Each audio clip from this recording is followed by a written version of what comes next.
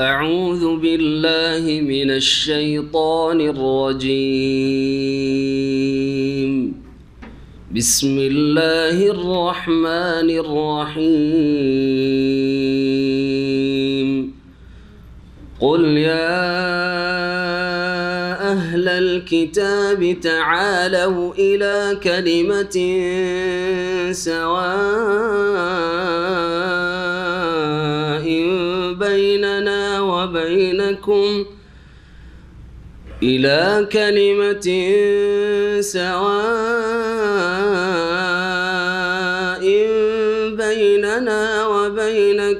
ألا نعبد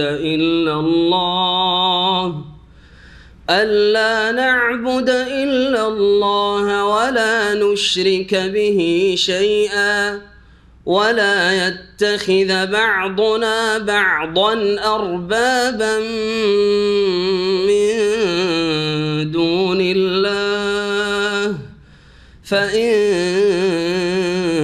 تولوا فقولوا اشهدوا بأننا مسلمون. يا أهل الكتاب لم تحاجون في إبراهيم وما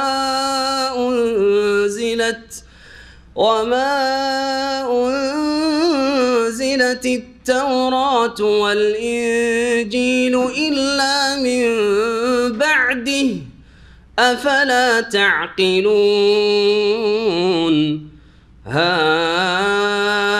أنتم هؤلاء حاججتم فيما لكم به علم فلم تحاجون فيما ليس لكم به علم والله يعلم وأنتم لا تعلمون. ما كان إبراهيم يهوديا ولا نصرانيا ولكن كان حنيفا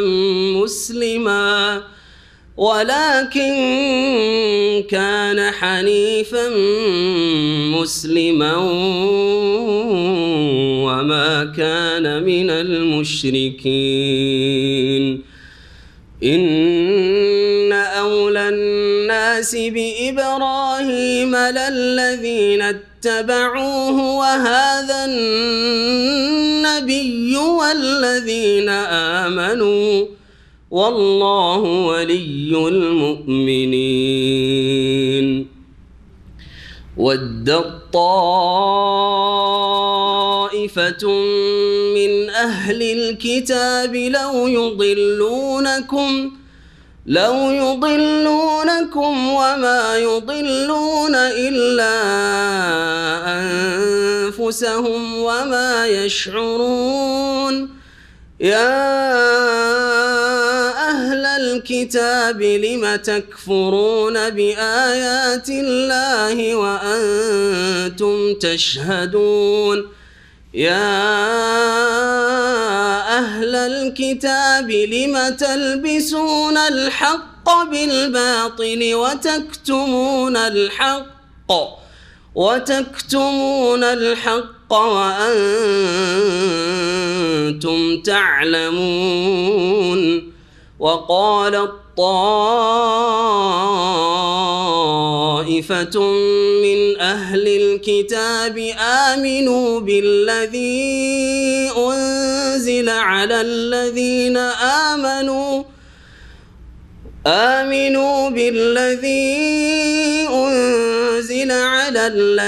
آمنوا وجه النهار واكفروا آخره لعلهم يرجعون.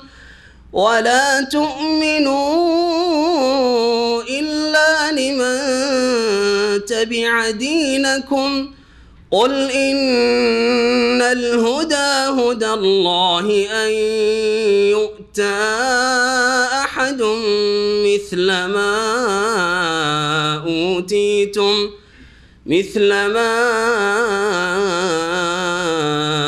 أوتيتم أو يحاجوكم عند ربكم قل إن الفضل بيد الله يؤتيه من يشاء والله واسع عليم يختص برحمته من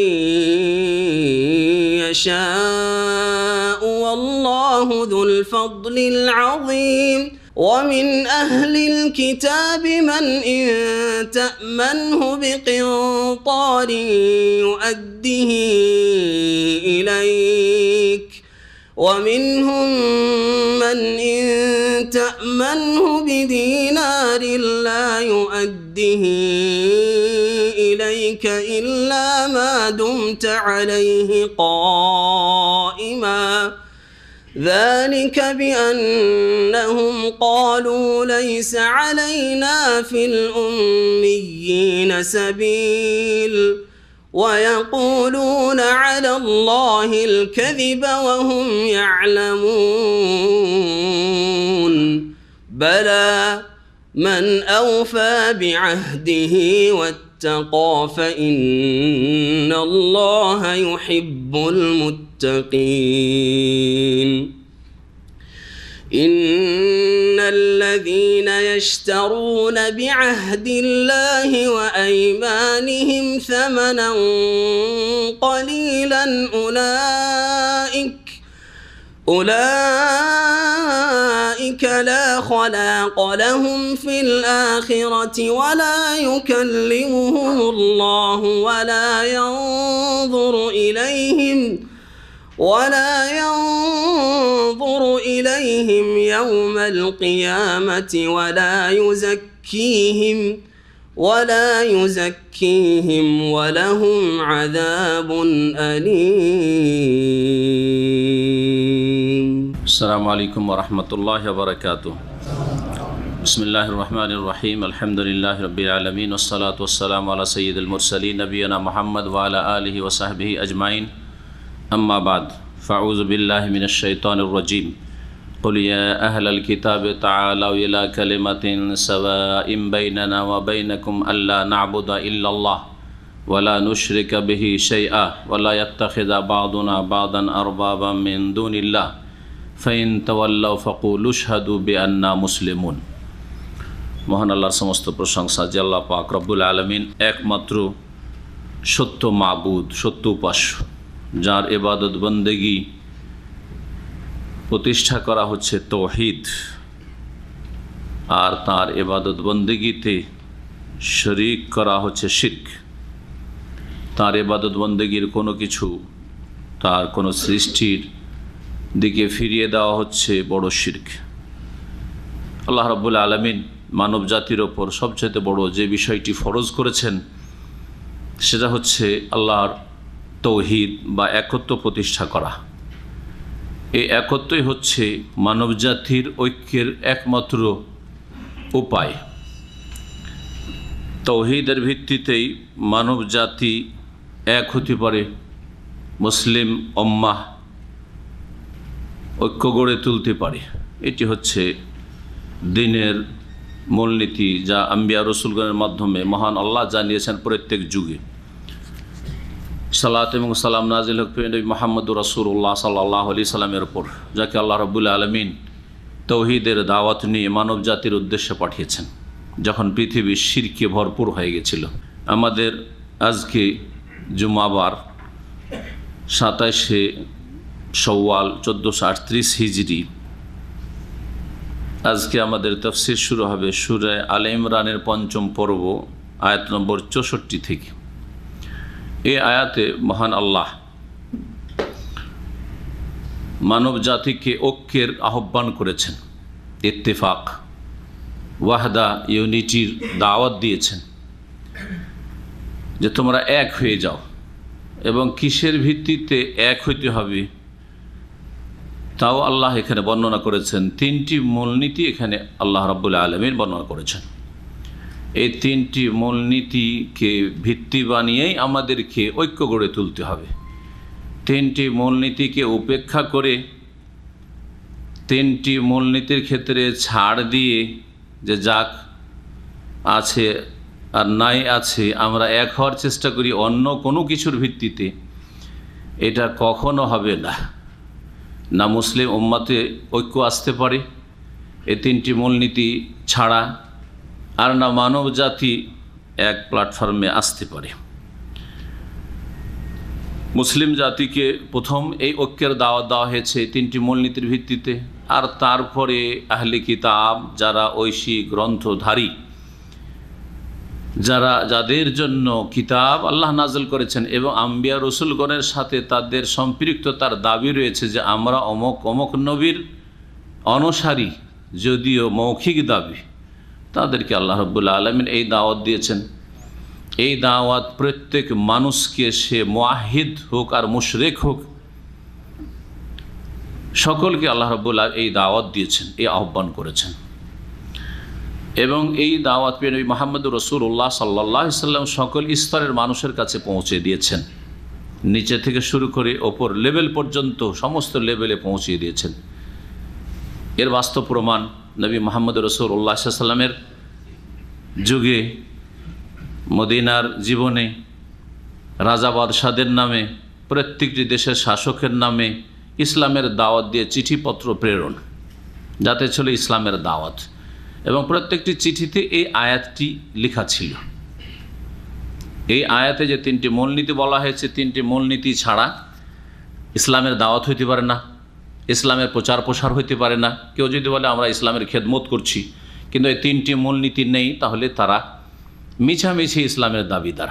আসলে ইসলামের দাওয়াত নয় তাদের, নাম তাদের ইসলামী দাওয়াত বা ইসলামী সংগঠন বা ইসলামী জামাত, কিন্তু আসলে ইসলামী জামাত না, ইসলামী দাওয়াত নয়। আর এই তিনটি মূলনীতি কি তা কোরআনের ভাষায় দেখি আমরা। মহান আল্লাহ ইরশাদ করছেন, কুল ইয়া আহলাল কিতাব, হে নবী মুহাম্মদ সাল্লাল্লাহু আলাইহি সাল্লাম তুমি বলে দাও ইহুদি খ্রিস্টানদেরকে, হে আহলে কিতাব, হে ঐশী গ্রন্থ ধারণকারীরা, বহনকারীরা, যারা দাবি করো যে আমরা তাওরাত বা ইনজিলের অনুসারী, যদিও সেই কিতাবগুলি বিকৃত হয়ে গেছে, যদিও তারা নবীর সাথে নামে মাত্র সম্পর্ক রেখেছে, মূসা ঈসা আলাইহিস সালামের সাথে, কিন্তু দাবি যে আমরা মূসা আলাইহিস সালামের অনুসারী, আমরা ঈসা আলাইহিস সালামের অনুসারী, এদেরকে আহলে কিতাব বলে সম্বোধন করা হয়েছে কোরআন কারীমের ভাষায়। মহান আল্লাহ তাদেরকে ডাক দিচ্ছেন, কারণ তারা আসমানি দিনে বিশ্বাসী, যদিও সে আসমানি দিনকে তারা বিকৃত করেছে, নয় ছয় করেছে, কিছু কাটাছেঁড়া করেছে, কিছু সংযোজন করেছে, কিছু কর্তন করেছে, কিন্তু তারপরে যেহেতু তারা এই দাবি করে, সেই জন্য তাদেরকে বিশেষভাবে এই দাওয়াত দেওয়া হয়েছে। এই দাওয়াত যখন তাদের জন্য, এই দাওয়াত যারা মুশরিক, পৌত্তলিক, হিন্দু, বুদ্ধিস্ট, শিখ, নাস্তিক, সমস্ত জাতির জন্য, মুসলিম উম্মাহ তাদের জন্য, কারণ তাওহীদের তারা ধারক বাহক। তাওহীদের দাওয়াত প্রিয় নবী মুহাম্মদ রাসূলুল্লাহ সাল্লাল্লাহু আলাইহি ওয়াসাল্লামের মাধ্যমে তারা পেয়েছে এবং কবুল করেছে। মৌখিকভাবে অন্তর থেকে কবুল করতে হবে, কাজে মুখে কবুল করতে হবে, জীবনের প্রতিটি ক্ষেত্রে কাজে কর্মে এই তাওহীদের দাওয়াত কবুল করতে হবে। এক শ্রেণীর আজকাল মডার্ন ইসলাম প্রচারক রয়েছে, যারা ইংরেজি ভাষার স্কলার বলে মানুষের কাছে পরিচিত, কিন্তু তারা তাওহীদের জ্ঞান রাখেন না, জেনারেল শিক্ষিত অথবা কিছু শিখেছে, কিন্তু কাফের দেশে, পশ্চিমা দেশে বসবাসের কারণে তারা এমনভাবে মারউব হয়েছে, প্রভাবিত হয়েছে, তারা হীনমন্যতায় ভুগছে যে তারা এই রকমের আকীদার ক্ষেত্রে গুমরাহির কথা বলে যে কোরআনে কোথায় তাওহীদের কথা আছে, কোরআনে কোথায় তাওহীদের কথা আছে। এদের কথা এক শ্রেণীর লোকেরা শুনে বলে এরা ইসলামের স্কলার না, এরা গুমরাহ পথভ্রষ্ট। যাদের তৌহিদ নেই তাদের ইসলাম নেই, যাদের দাওয়াতের মূলনীতি তৌহিদ নয়, আল্লাহর একত্ব নয়, সব কিছুই চলতে পারে জগা খিচড়ি, সব নিয়ে আমরা সংখ্যা বাড়াই, শুধু লোকজন বাড়লে হলো, আমাদের একটা ইস্যু আছে, এই ইস্যুতে একমত হলেই হলো। এরা গুমরাহ পথভ্রষ্ট, এরা স্কলার নয়, বা এরা কোনো ইসলামিক দল নয় বা ইসলামিক ব্যক্তিত্ব নয়। মহান আল্লাহ দেখেন কোন দিকে ডাক দিচ্ছেন, তাআলাউ ইলা কালিমাহ, হে আহলে কিতাব হে ইহুদি খ্রিস্টানরা, তোমরা আসো এমন একটি শব্দের দিকে। কালেমা মানে শব্দ, কিন্তু আমরা শব্দ, ওয়ার্ড বলি আমরা অনেক কথা, বাক্যকে উদ্দেশ্য করি, বলি না আমরা নিজের ভাষায়। আপনার সাথে একটি কথা আছে, একটা কথা বলতে ওর আধা ঘন্টা, করি না আমরা? আপনাকে মাত্র একটা কথা বলবো, মেলাটি কথা বললো, কিন্তু একটি কথা বলবো, বলে না? বলে না? আপনার সাথে বেশি কথা না, মাত্র একটি কথা। জি, তো এখানে ওই রকমভাবে কালেমা বলে এখানে বাক্যকে বোঝানো হয়েছে। এমন একটি বাক্যের দিকে আসো, এমন একটা বিষয়বস্তুর দিকে আসো, সাওয়াইম বাইনানা ওয়া বাইনাকুম, যেটা আমাদের মাঝে আর তোমাদের মাঝে সমান। আমাদের মাঝে অর্থাৎ রাসূলুল্লাহ সাল্লাল্লাহু আলাইহি সাল্লাম, তার সাথী সঙ্গীগণ, তার উম্মত, আমাদের মাঝে আমরাও সমানভাবে তার অধিকার রাখি এবং মানি। অবাইনাকুম, তোমরাও তার অধিকার রাখো। তোমাদের ন্যায্য অধিকার তাওহীদ, আল্লাহর একত্ব। তোমাদের দিনের মূলনীতি, মুসা আলাইহিস সালামের, ঈসা আলাইহিস সালামের নিয়ে আসা দিনের মূলনীতি হচ্ছে তাওহীদ, এবং সেটা তোমাদের ন্যায্য হক যে তোমরা আল্লাহর জমিনে আল্লাহর একত্ব প্রতিষ্ঠা করবে, এবং সেটাই তোমাদের দিনের মূল কথা। কিন্তু তোমরা সেখান থেকে দূরে সরে গেছো, এককে তিন করে ফেলেছো। হে খ্রিস্টানরা, হে ইহুদিরা, তোমরা আল্লাহর সাথে ওজাইরকে শরীক করে আল্লাহর পুত্র সাব্যস্ত করেছ, যার ফলে তোমরা মুশরিক কাফেরে পরিণত হয়েছ। তোমরা এইসব বাদ দিয়ে তাআলাউ ইলা কালিমা, চলে আসো আমার একটি কথার দিকে। মানব জাতির প্রকৃতি হচ্ছে একে বিশ্বাসী হওয়া, একজন মালিককে পছন্দ করা, এটা মানুষের নেচার। আমরা প্রত্যেকে নিজ নিজ জায়গায় কাজ করি, আমরা দুই মালিকের কথা শুনতে চাই না। কে পছন্দ করেন?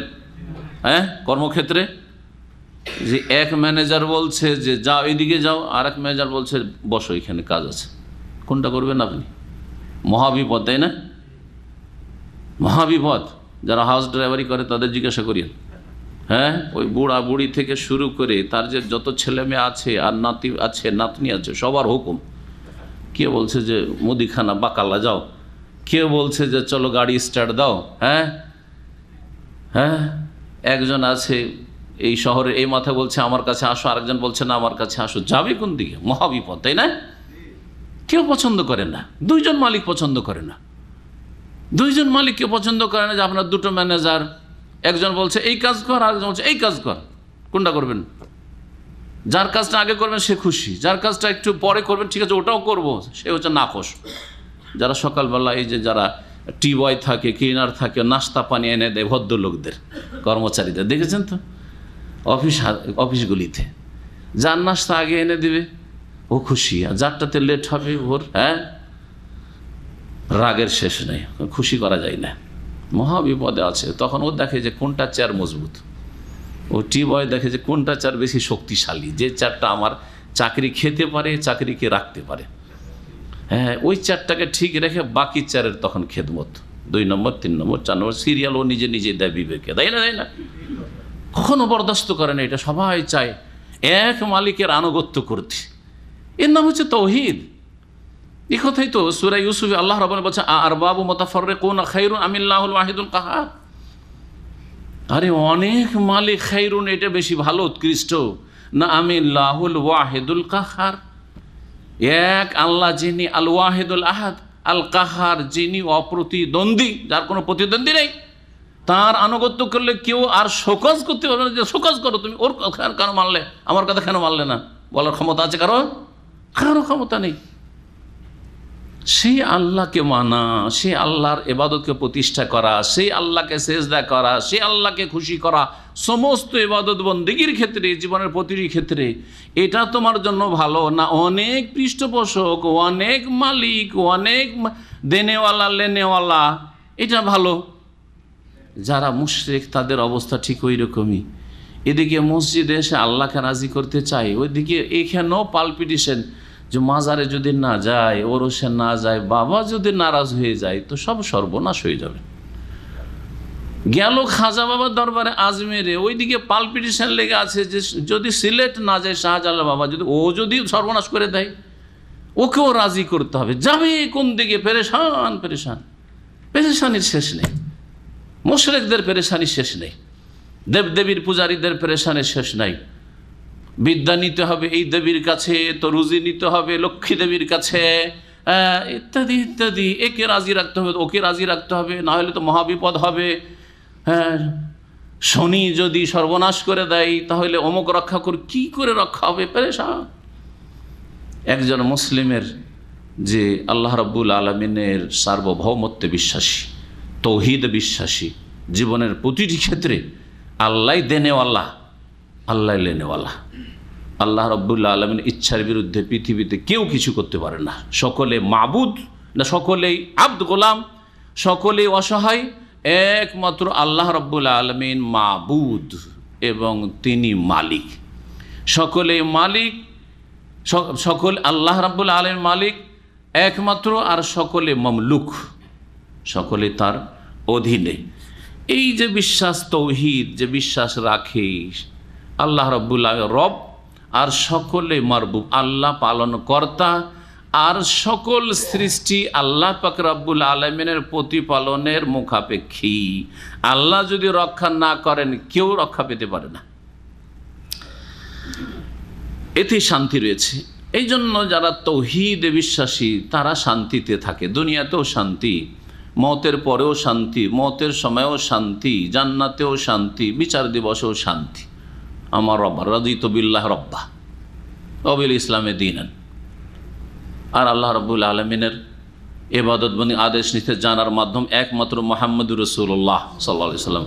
সুতরাং রাসূলুল্লাহ সাল্লাল্লাহু আলাইহি ওয়াসাল্লাম তরিকায় চললেই শান্তি, চললেই শান্তি।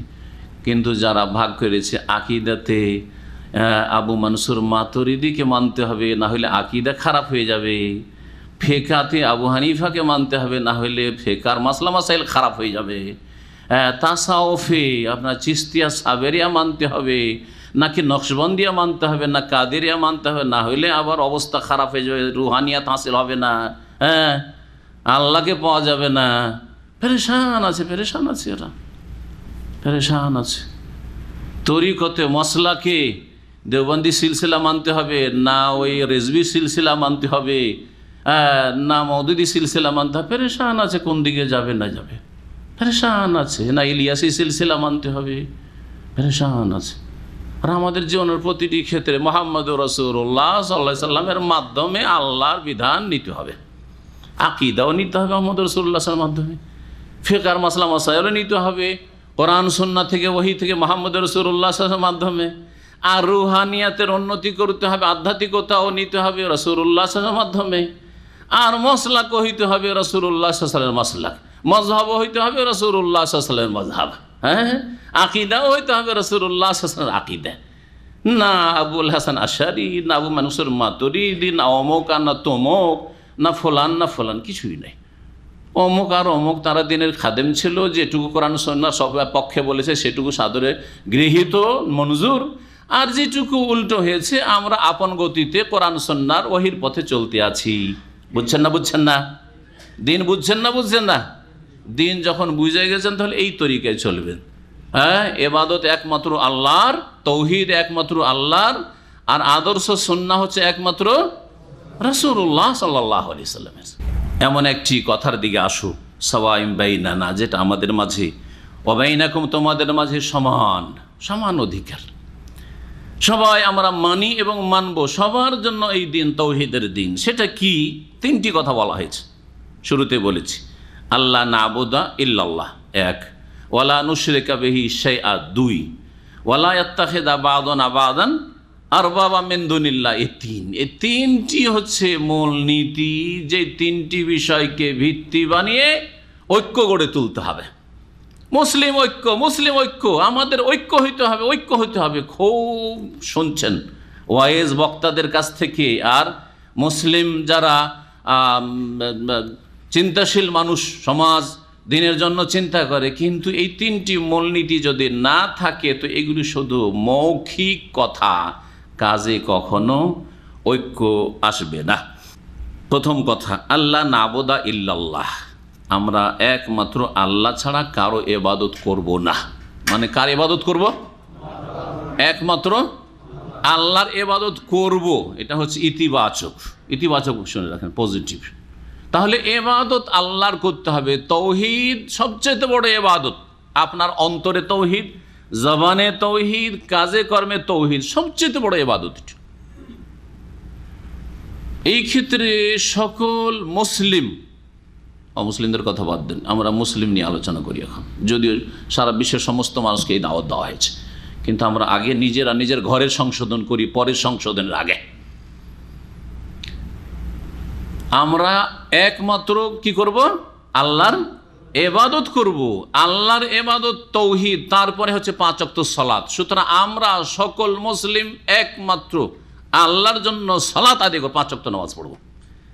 সকল মুসলিম যখন নামাজি হয়ে যাবে, ঐক্য মসজিদে দেখা যাবে কি যাবে না?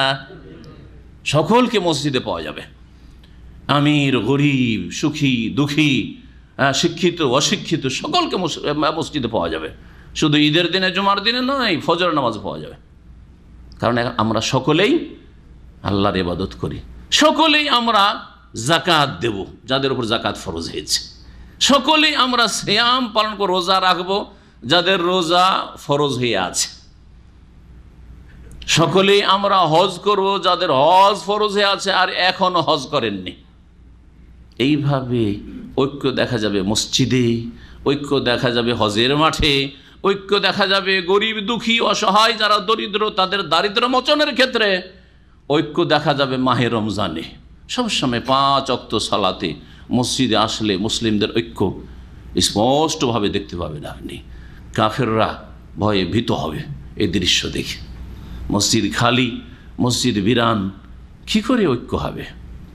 ইবাদত আল্লাহর হইতে হবে। তার বেনামাজি থাকলে, বেনামাজি আপনি শুধু আসেন আমার সাথে একটা ইস্যুতে আসেন, একামতের দিন করতে হবে, কখনো ঐক্য আসবে না। আপনি নামাজ টামাজ আচ্ছা পড়িয়েন, আমি তো নামাজ টামাজ পড়ি না, আপনি কি ডাকছেন? সময় দিতে বলছেন, সময় লাগাইতে বলছেন। আরে সময়টা লাগান, পরে নামাজ পড়িয়েন। আপনি শুধু সময় লাগাতে চলেন, 40 দিনের সময় লাগাইতে, কখন ঐক্য আসবে না? এইভাবে ঐক্য আসবে আল্লাহর ইবাদতের মাধ্যমে। জীবনের প্রতিটি ক্ষেত্রে যে ইবাদত রয়েছে, সারা বিশ্বের সকল মুসলিম নারীরা যদি হেজাব করা লাগে, সবাই যদি পর্দা করতে লাগে, এটা হচ্ছে ঐক্য। তাহলে কাফের দেশে হেজাবে পর্দার বাধা হবে না কখনো, কারণ কাফেররা জানতে পারবে সেটা তাদের ধর্মীয় বিষয়, আর সেটা ধর্মীয় তাদের অধিকার, এবং এটা দিতেই হবে, না হলে কোনো উপায় নেই। যেমন শিখরা পৃথিবীতে সবচেয়ে বেশি সংখ্যালঘু, সংখ্যা কম, তারপরও শিখদের দাড়ি আছে, মোচ আছে, চুল আছে, কোনো শক্তি তাদের বাধা দেয় না, দেয়? অথচ তারা বাতিলপন্থী, অথচ মাত্র তাদের এই সামান্য সংখ্যা। কিন্তু মুসলিম এত বেশি সংখ্যায় থেকেও ওয়ালাকিন্নাকুম গোসাউন তা গোসা ইসাইল, যেমন নবী করিম সাল্লাল্লাহু আলাইহি সাল্লামের আবু দাউদের হাদিস রয়েছে, হাদিস সহিহ, এ মুসলিম বাল আনতুম কাসীর ওয়া কাসীর, অনেক বেশি তোমাদের সংখ্যা হবে, কালিল হবে না তোমরা, অল্প সংখ্যায় নয়। কিন্তু তোমরা হবে বন্যার সময় যে ফেনা দেখা যায় পানিতে, আর ময়লা আবর্জনা খড়কুটা দেখা যায়, আর এদিক থেকে ওই দিকে ধাক্কা খেয়ে নিশ্চিহ্ন হয়ে যায়, ওই রকম মুসলিম জাতির অবস্থা হবে। এই হয়েছে আমাদের অবস্থা, এই হয়েছে বর্তমান যুগে মুসলিম জাতির অবস্থা। বলছিলাম যে একমাত্র আল্লাহর ইবাদতের মাধ্যমে ঐক্য গড়ে তুলতে হবে। 1, 2 নম্বর হচ্ছে নেতিবাচক, নেগেটিভ, ওয়ালা নুশরিকা বিহি শাইআ, আর আল্লাহর সাথে কোনো কিছুকে আমরা অংশীদার স্থাপন করব না, কোনো কিছুকে শরীক করব না, না দরগা না দুর্গা।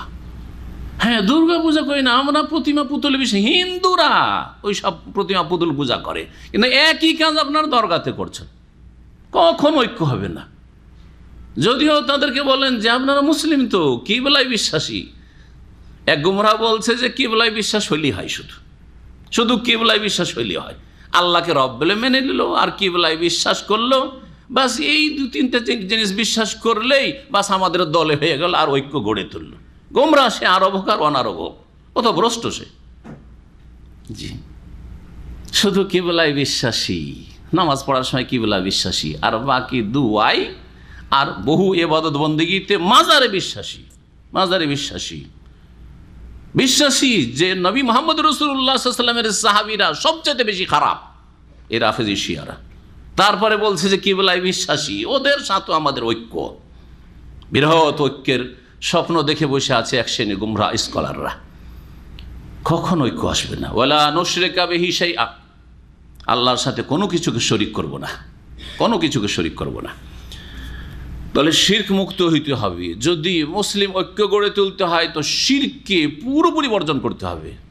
শিরকে আকবর, বড় শিরক, অন্তরের শিরক, জবানের শিরক, কাজে কর্মের শিরক, বড় শিরক, ছোট শিরক, শিরকে খাফি, গোপন শিরক, শিরকে জালি, প্রকাশ্য শিরক, সমস্ত রকমের শিরক বর্জন করতে হবে। তাবিজ ছাড়তে হবে, তাবিজ তোমার ছাড়তে হবে। তাবিজ বাঁধা থাকবে আর নামাজ পড়বেন আর বলবেন যে আমরা মুসলিম, আর মুসলিম ঐক্য, মুসলিম ঐক্য। তাবিজের ব্যবসা করবেন আর বলবেন মুসলিম ঐক্য, মুসলিম ঐক্য। না, কখন ঐক্য আসবে না। শিরক ছাড়তে হবে। ওয়ালা নুশরিকা বিহি শাইআ। 3 নম্বর বিষয়, ওয়ালা ইয়াত্তাখিযা বা'দুনা বা'দান আরবাবা মিন দুনিল্লাহ। আমাদের এক শ্রেণীর মানুষ আর এক শ্রেণীর মানুষকে আল্লাহকে বাদ দিয়ে অভিভাবক হিসাবে, পৃষ্ঠপোষক হিসাবে গ্রহণ করবে না, বিধানদাতা হিসাবে, বিধান প্রণয়নকারী, শরীয়ত রচনাকারী হিসাবে গ্রহণ করবে না। অর্থাৎ হালাল হারাম, জায়েজ নাজায়েজ, ফরজ ওয়াজিব সুন্নাত, করণীয় বর্জনীয়, এই সিদ্ধান্ত ওহী থেকে নেবে, কোরআন সুন্নাহ থেকে নেবে, মহান আল্লাহর কাছ থেকে নেবে, এবং রাসূলুল্লাহ সাল্লাল্লাহু আলাইহি ওয়াসাল্লাম মহান আল্লাহর কথার সর্বোত্তম ব্যাখ্যাকারী, তার কাছ থেকে নেবে। অন্য কাউকে অন্ধভাবে অনুসরণ করবে না। অন্যকে অন্ধভাবে অনুসরণ আকীদার ক্ষেত্রে করতে গিয়ে, মাসলা মাসাইল করতে গিয়ে, না না এত বড় ইমাম কি ভুল করতে পারেন? তিনি ইমাম আজম, কি করে ভুল করতে পারেন? তার অনুসারী পৃথিবীতে সবচেয়ে বেশি, কি করে ভুল হইতে পারে? আমরাই হকে আছি, আমাদের দল ভারী। এত লোকেরা এই কথা বিশ্বাস করে, আপনারা 2-4টা লোক এইসব কথা বলছেন, কোন কথা হইল? জি, কোরআন সুন্নাহর উল্টো দিকে যাক। লোক সংখ্যা বেশি, বড় ব্যক্তিত্বের অনুসারী, বড় মানুষের, খুব ফেমাস প্রসিদ্ধ মানুষের অনুসারী, যার ফলে হক নিজের কাছে কুক্ষিগত করে নিয়েছেন। এসব ধারণা নিষেধ করেছেন। কিসের ভিত্তিতে হইতে হবে? বিধানদাতা মহান আল্লাহ আর বিধানের ব্যাখ্যাকারী রাসূলুল্লাহ সাল্লাল্লাহু আলাইহি ওয়াসাল্লাম। জি, হালাল হারাম, জায়েজ না জায়েজ, ফরজ ওয়াজিব, করণীয় বর্জনীয়, করব না, জায়েজ কি না জায়েজ, আমি কি এটা করতে পারি না, কার কাছ থেকে নিতে হবে? দলিলের ভিত্তিতে নিতে হবে, কোরআন সুন্নাহ থেকে। কোরআন সুন্নাহ থেকে জনগণ নিতে পারে। আপনি তো কোরআন সুন্নাহ পড়ে সম্যক জ্ঞান হাসিল করতে পারবেন না। আলেমের সাহায্য নিতে হবে, কিন্তু আলেমের অন্ধ অনুসরণ নয়। আবার অনেকে ভুল বুঝে, এই কথাটি ভুল বুঝে মনে করে 3 হরফ পড়তে শিখেছে, আরবির অর্থ বুঝে না, আরবি একটা হাদিস উচ্চারণ করতে নিজেই ফতোয়া দিয়ে বসে আছে। ওটা ভুল। ফতোয়া দেবেন, সিদ্ধান্ত দেবেন আলেম, কিন্তু একজন শুধু মৃত আলেম, ওকেই ধরেছেন, ওর অন্ধ তাকলিদ, এটা ইসলাম নয়। বরং আপনার যুগের, আপনার হাতের নাগালে কাছাকাছি যে কোনো আলেমে দিনকে পাচ্ছেন, আর তার সম্পর্কে একটু টিপে টেপে দেখে নিয়েছেন যে কোরআন সুন্নাহর কথা বলে, দলিল ভিত্তিক কথা বলে। ফাসআলু আহলা যিকরি ইন কুনতুম লা তা'লামুন। হে জনগণ, তোমাদের জানা না থাকলে আলেমদেরকে জিজ্ঞাসা করে নাও, বিল বাইয়িনাতি ওয়াজ জুবুর, দলিল প্রমাণের ভিত্তিতে। দলিল প্রমাণের বিপরীত কোনো কথা বললে বিশ্বাস করিও না বা মানিও না। এই 3টি মূলনীতি, এই 3টি মূলনীতির ভিত্তিতেই মুসলিমদেরকে ঐক্য গড়ে তুলতে হবে। আল্লাহ আমাদেরকে এক হওয়ার তৌফিক দান করেন। ফাইন তাওয়াল্লাউ, তারা যদি বিমুখ হয়, ফিরে যায় না, এই 3টির 1-2 মানতে চাই না, বা 3টাই মানতে চাই না। আমরা বাপদাদা থেকে যেটা পেয়েছি, কেউ বাপদাদার দোহাই, কে সংখ্যাগরিষ্ঠতা মেজরিটির দোহাই, কেউ বড় মুরব্বির দোহাই, বড় ইমামের, বড় অমুক সাহেবের দোহাই, বড় পীরের দোহাই, এইসব যদি দোহাই দিতে থাকে, ফাইন তাওয়াল্লাউ, ফিরে যায় যদি, ফাকুলু, তাহলে হে মুসলিমরা তোমরা বলো, তাদেরকে বলে দাও, আহলি কিতাবকে বলে দাও, যারা এই 3টি মূলনীতির ভিত্তিতে ঐক্যে আসতে চায় না, তাদেরকে জানিয়ে দাও, ইশহাদু, তোমরা সাক্ষী থাকো, তোমরা সাক্ষী থাকো, বেআন্না মুসলিমুন, তোমরা যা করবে করো, আমরা কিন্তু আত্মসমর্পণকারী মুসলিম, আমরা মুসলিম। আল্লাহ এবং রাসূলের কথার সামনে, বিধানের সামনে আমরা আত্মসমর্পণকারী, আমরা মুসলিম। মুসলিম বলে পরিচয় দেবে, মুসলিম বলে পরিচয় দিতে হবে। শুধু অন্তরে পরিচয় দিলে হবে যে আমি মুসলিম, না মুখেও পরিচয় দিতে হবে? মুখে বলতে হবে না যে আমি মুসলিম, গর্ব করে বলতে হবে না ভয়ে ভয়ে বলতে হবে? আজকাল অধিকাংশ মুসলিমেরা ভয়ে ভয়ে বলে, মুসলিম বললে আস্তে করে এয়ারপোর্টে বসে বলছে যে হুজুর একটা দাঁড়িয়েওয়ালা, হুজুর মুসলিম, লুকিয়ে যাতে আশেপাশের কাফের জানতে না পারে যে মুসলিম। বুঝতে পারছেন না? জি, এটা না ঘোষণা করে বলতে হবে, গৌরবের সাথে বলবে আলহামদুলিল্লাহ আমি মুসলিম, বেআন্না মুসলিমুন। জি, শুধু মুখে বলবেন আর অন্তরে না কাজেও প্রমাণ করে মুসলিম? কাজেও বলতে হবে মুসলিম। সুতরাং আমার দাড়ি বলবে মুসলিম, আমার সালাম দোয়া বলবে মুসলিম। হ্যাঁ, গুড মর্নিং নয়, আসসালামু আলাইকুম। জি, কথা বোঝা গেছে? যেসব কথা দ্বারা বোঝা যায়, কথায় 1 মিনিট কথা বললে বোঝা যায় যে মুসলিম, কথাগুলি বলতে হবে ইনশাআল্লাহ। ইন ফিউচার কিছু করবেন আগামীতে ইনশাআল্লাহ, বুঝে গেল মুসলিম, মাশাআল্লাহ, ভালো কিছু দেখলেন মাশাআল্লাহ, মুসলিম চেনা গেল। কথাতেও মুসলিম, কাজেও মুসলিম, চালচলনও মুসলিম, রূপ চেহারাতেও মুসলিম। জি হ্যাঁ, আপনার টাকনার উপরে কাপড় দেখলেই বুঝবে যে মুসলিম। এই টাকনার উপরে কোনো কাফের অমুসলিম কাপড় রাখতেই পারে না, ঠিক না? হ্যাঁ, কিন্তু আপনি আরে মানুষে কি বলবে, কাফেররা যদি টাকনার উপরে কাপড়, অভদ্র হয়ে যাব। মুসলিমরাই অভদ্র বলছে, ফাসেক মুসলিমরা, তো অমুসলিম তো বলবেই। মুসলিমরাই দাঁড়িয়ে রাখতে বাধা সৃষ্টি করছে, মুসলিম কোম্পানি, তাহলে অমুসলিমরা দাঁড়িয়ে নিয়ে কী বলবে? আমি দাঁড়িয়ে রাখতে পারবো না। হ্যাঁ, আমার স্ত্রী দাঁড়িয়ে রাখতে দিচ্ছে না, স্ত্রীর পারমিশন ছাড়া দাঁড়িয়ে রাখবেন না। ইসলাম প্রকাশ করতে চান না আপনি, আল্লাহ ঘোষণা করতে বলছে বেআন্না মুসলিম। কেমন করে মুসলিম পরিচয় দেবেন? আপনার স্ত্রী দাঁড়িয়ে রাখতে দিল না, আর গিয়ে ভারতে, নেপালে, কোনো ইউরোপ আমেরিকাতে কোথাও মত হইল, দেখেছে না যাই না, তখন কি করবে? তারা নিয়ে যাবে তাদের তরিকাতে, সেখানে গিয়ে আপনাকে দাফন করতে হলে দাফন করবে কাফেররা, আর না হলে আগুনে। কিন্তু মুসলিমদের কবরস্থানে আপনার মৃতদেহের স্থান হবে না। দুনিয়াতেই যদি মুসলিমদের সাথে স্থান না হয়, তো হাসরের মাঠে কি করে মুসলিমদের সাথে জান্নাতে স্থান হবে? কোনোদিন চিন্তা করতে পেরেছেন যে দাঁড়িয়ে না রাখার কারণে কত বড় অপরাধ করছি? আর কাপড় না হলে কাপড় খুলে দেখতে হবে, তাও যদি রহম হয় যে একটু চেক করে দেখি যে লোকটাকে চেনা যায় না, তো একটু দয়া করে আপনারা মায়া করে একটু কাপড়টা খুলে যদি দেখে, তাহলে বুঝবে হ্যাঁ যে রে, হ্যাঁ খাতনা করা আছে মানে মুসলিমই হইতে পারে, তাই না? আর এরকম ভারতে ঝগড়া বেঁধেছে, হিন্দুরা বলছে আমরা নিয়ে যাব হিন্দু, দায়টাই নাই, চেনাও যায় না, সত্য ঘটনা। আর মুসলিমরা বলছে, মুসলিম সংখ্যালঘু বলছে আমরা নিয়ে যাই মুসলিম। বলছে তোমাদের দলিল কি? দলিল প্রমাণ নাই। দেখা যাক দলিল কি, দলিল যে কাপড় খুলে দেখো।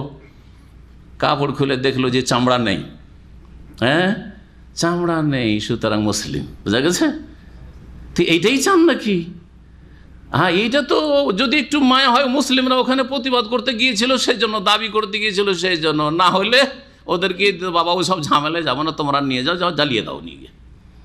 দুনিয়াতেও আগুন, আখেরাতেও আগুন। আর স্ত্রীর আনুগত্য করলেন, আতিউল্লাহ ও আতিউর রসুলকে উপেক্ষা করলেন। আল্লাহর কথা মানো, রসুলের কথা মানো। হ্যাঁ, একজন অপরজনকে, একদল অপর দলকে রব হিসাবে গ্রহণ করে। আপনার আইনদাতা, বিধানদাতা, আদেশদাতা আপনার স্ত্রী, রব বানিয়ে ফেলেছেন। দাড়ির ক্ষেত্রে আপনি চিন্তা করেছেন? সব কথাই 3টি মূলনীতিতে আছে। আপনার জীবনে আল্লাহর কথা এবং রাসূলের কথা সবচেয়ে বড় হইতে হবে। আল্লাহু আকবার, শুধু মুখে না, মন্ত্র না। আল্লাহ যখন আকবার, আল্লাহর বিধান আকবার, সবচেয়ে বড় আপনার জীবনে। আল্লাহর আদেশ নিষেধ পালন করা সবচেয়ে বড় বিষয় আপনার জীবনে। এইটা হচ্ছে আপনার মুখ্য কাজ। তারপরে আমার রুজি, তারপর আমার স্ত্রী, তারপর আমার ছেলে মেয়ে, তারপরে তাদের পরামর্শ নেব না। আল্লাহ পাক রব্বুল আলামিনের দ্বীনকে ঠিক রেখে ইশহাদু বিআন্না মুসলিমুন, সাক্ষী থাকো যে আমরা মুসলিম। তোমরা কি হবে না হবে সেটা দেখার বিষয় নয়, কিন্তু আমরা মুসলিম, এ কথা তোমাদেরকে জানিয়ে দিলাম। ইয়া আহলাল কিতাব, হে আহলে কিতাব। আরও কিছু আহলে কিতাবদেরকে দাওয়াত দেওয়া হচ্ছে কোরআনে কারিমে। মহান আল্লাহ বলছেন, হে কিতাব ধারণকারীরা, আসমানি কিতাব ধারণকারীরা, লিমা তুহাজ্জুনা ফি ইব্রাহিমা, তোমরা ইব্রাহিম আলাইহিস সালাম সম্পর্কে বাক বিতণ্ডাই কেন? তোমরা এই ঝগড়া বিবাদে লিপ্ত কেন? তর্কে কেন জড়াচ্ছ? ইহুদি এবং খ্রিস্টানরা ইব্রাহিম আলাইহিস সালামকে কি বলতো? ইহুদিরা তাদের মতাদর্শকে শক্তিশালী করার জন্য বলতো যে ইব্রাহিম তো ইহুদি ধর্ম অবলম্বী ছিলেন, ইব্রাহিম আমাদের ইহুদি ধর্ম সমর্থন করতেন। খ্রিস্টানরা বলতেন আমাদের ধর্মকে শক্তিশালী করে বড় একজনকে রাখতে হবে, আর বড় নবী রসুল হচ্ছেন ইব্রাহিম খলিলুল্লাহ। বলছে ইব্রাহিম আলাইহিস সালাম খ্রিস্টান ছিলেন, নাসরানি ছিলেন। আল্লাহ রাব্বুল বলছে তোমাদের মূর্খ কেউ আছে, তোমাদের মতো মূর্খ কেউ আছে যারা ইহুদি, তারা মূসা আলাইহিস সালামের পরে ইহুদি নাম নিজেরা গ্রহণ করলো। ইহুদি নাম আল্লাহর দেওয়া নয়, এটা কথা ভালো করে জেনে রাখেন। আল্লাহ প্রত্যেক নবীর উম্মতকে মুসলিম নাম দিয়েছেন, জানেন না? জানেন না? কোরআনে বেশ কিছু আয়াত আসছে, যখন আসে তখন আমি কথাগুলি বলি যে যারা সত্যিকার আল্লাহর নাজিলকৃত দ্বীনের অনুসারী তাদের নাম ওয়াসাম্মাকুমুল মুসলিমিন, তাদের নাম আল্লাহ প্রত্যেক যুগে যুগে কি দিয়েছেন? মুসলিম। ফি হাযা সাম্মাকুমুল মুসলিমিন ফি হাযা মিন ক্বাবলু ওয়া ফি হাযা, এর পূর্বেও যত নবী রাসূলগণ এসেছেন তখনও তাদের নাম মুসলিম ছিল, আর এই শেষ উম্মতেও তোমাদের নাম কি? মুসলিম। সুতরাং মূসা আলাইহিস সালামের সত্যিকার অনুসারী, তাদের নাম আল্লাহর দেওয়ার নাম মুসলিম। ঈসা আলাইহিস সালামের সত্যিকার অনুসারী হাওয়ারি, আল্লাহর দেওয়ার নাম মুসলিম। ইব্রাহিম আলাইহিস সালাম এবং তার উম্মতের লোকের নাম হচ্ছে মুসলিম। ওয়ালাকিন কান হানিফান মুসলিম। ইব্রাহিম আলাইহিস সালাম মুসলিম ছিলেন, তো তার উম্মতের লোকেরা মুসলিম না? হ্যাঁ, ও আসলাম তো মা সুলাইমান লিল্লাহি রাব্বিল আলামিন। বিলকিস বলছেন যে আমি সুলাইমানের সাথে ইসলাম গ্রহণ করলাম রব্বুল আলামিনের সামনে আত্মসমর্পণ করে, তাই না? তাহলে সুলাইমান আলাইহিস সালামের দিন ছিল ইসলাম, যে ইসলাম কবুল করছেন বিলকিস তার হাতে, আর তিনি বনি ইসরায়েলের নবী। মূসা আলাইহিস সালাম উম্মত, তাহলে মুসলিম। কিন্তু ইহুদি নাম তারা নিজেরা চয়েস করলো, এই নাম আমাদেরকে ভালো লাগে। খ্রিস্টান নাম নাসরানি বা নাসারা নাম, ইন্না নাসারা, ইন্না হুদনা ইলাইক, এসব নাম তারা চয়েস করেছে, তাদের মন গড়ার নাম। ওরা দাবি করত প্রত্যেক দল যে ইব্রাহিম আলাইহিস সালাম, ইহুদিরা বলতো যে ইব্রাহিম ইহুদি, আর খ্রিস্টানরা বলতো যে ইব্রাহিম আলাইহিস সালাম কি? খ্রিস্টান। আল্লাহ বলছে ইব্রাহিম আগে না তোমরা আগে? আপনারা বলেন ইব্রাহিম আলাইহিস সালামের যুগ আগে নাকি মূসা আলাইহিস সালামের যুগ আগে? ইব্রাহিম আলাইহিস সালামের যুগ অনেক আগে, প্রায় 3000-এর কাছাকাছি, 3000 বছর পূর্বে। মূসা আলাইহিস সালামের 3000 বছর পূর্বে ইব্রাহিম আলাইহিস সালামের যুগ। তাহলে 3000 বছর, তারও কিছুদিন পর মূসা আলাইহিস সালামও অনেক দিন পরে এই ইহুদি নাম আসলো।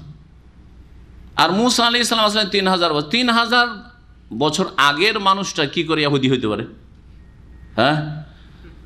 3.5 বা 4000-এর কাছাকাছি সময়, 4500 বছর পরে যদি ঈসা আলাইহিস সালামের যুগ হয়, তো ঈসা আলাইহিস সালামের অনুসারী ইব্রাহিম হবে না, ইব্রাহিমের অনুসারী ঈসা আলাইহিস সালাম হইতে পারে, তার উম্মত হইতে পারে। তাহলে ইব্রাহিম আলাইহিস সালাম কি করে খ্রিস্টান হইতে পারে?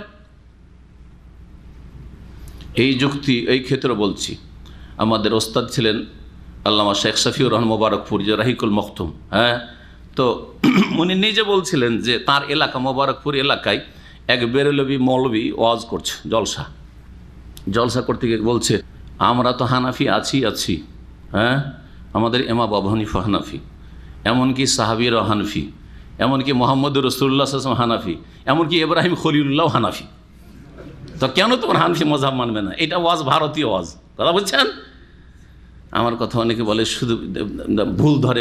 এই ভুল না ধরলে আপনাদের চোখ কী করে খুলবে? দেখছেন কিভাবে গুমরাহ করছে। এই ইহুদি, পাক্কা ইহুদি চরিত্র না? ইব্রাহিম আলাইহিস সালাম এই আমাদের যুগ থেকে 5000 বছর আগের মানুষ। ধরেন 1000 বছর আগে হানাফি মাযহাব শুরু হয়েছে, তৃতীয় চতুর্দশ শতাব্দী, নবী সাল্লাল্লাহু আলাইহি ওয়াসাল্লামের প্রায় 300 বছর পরে। ফিল কারনির রাবে, আল্লামা শাহওয়ালির মুহাদ্দিস দেহলভী বলছেন, নবী সাল্লাল্লাহু আলাইহি ওয়াসাল্লামের 300-350 বছর পরে এই মযহাবগুলি হচ্ছে, মানুষের কাছে পরিচিত হচ্ছে।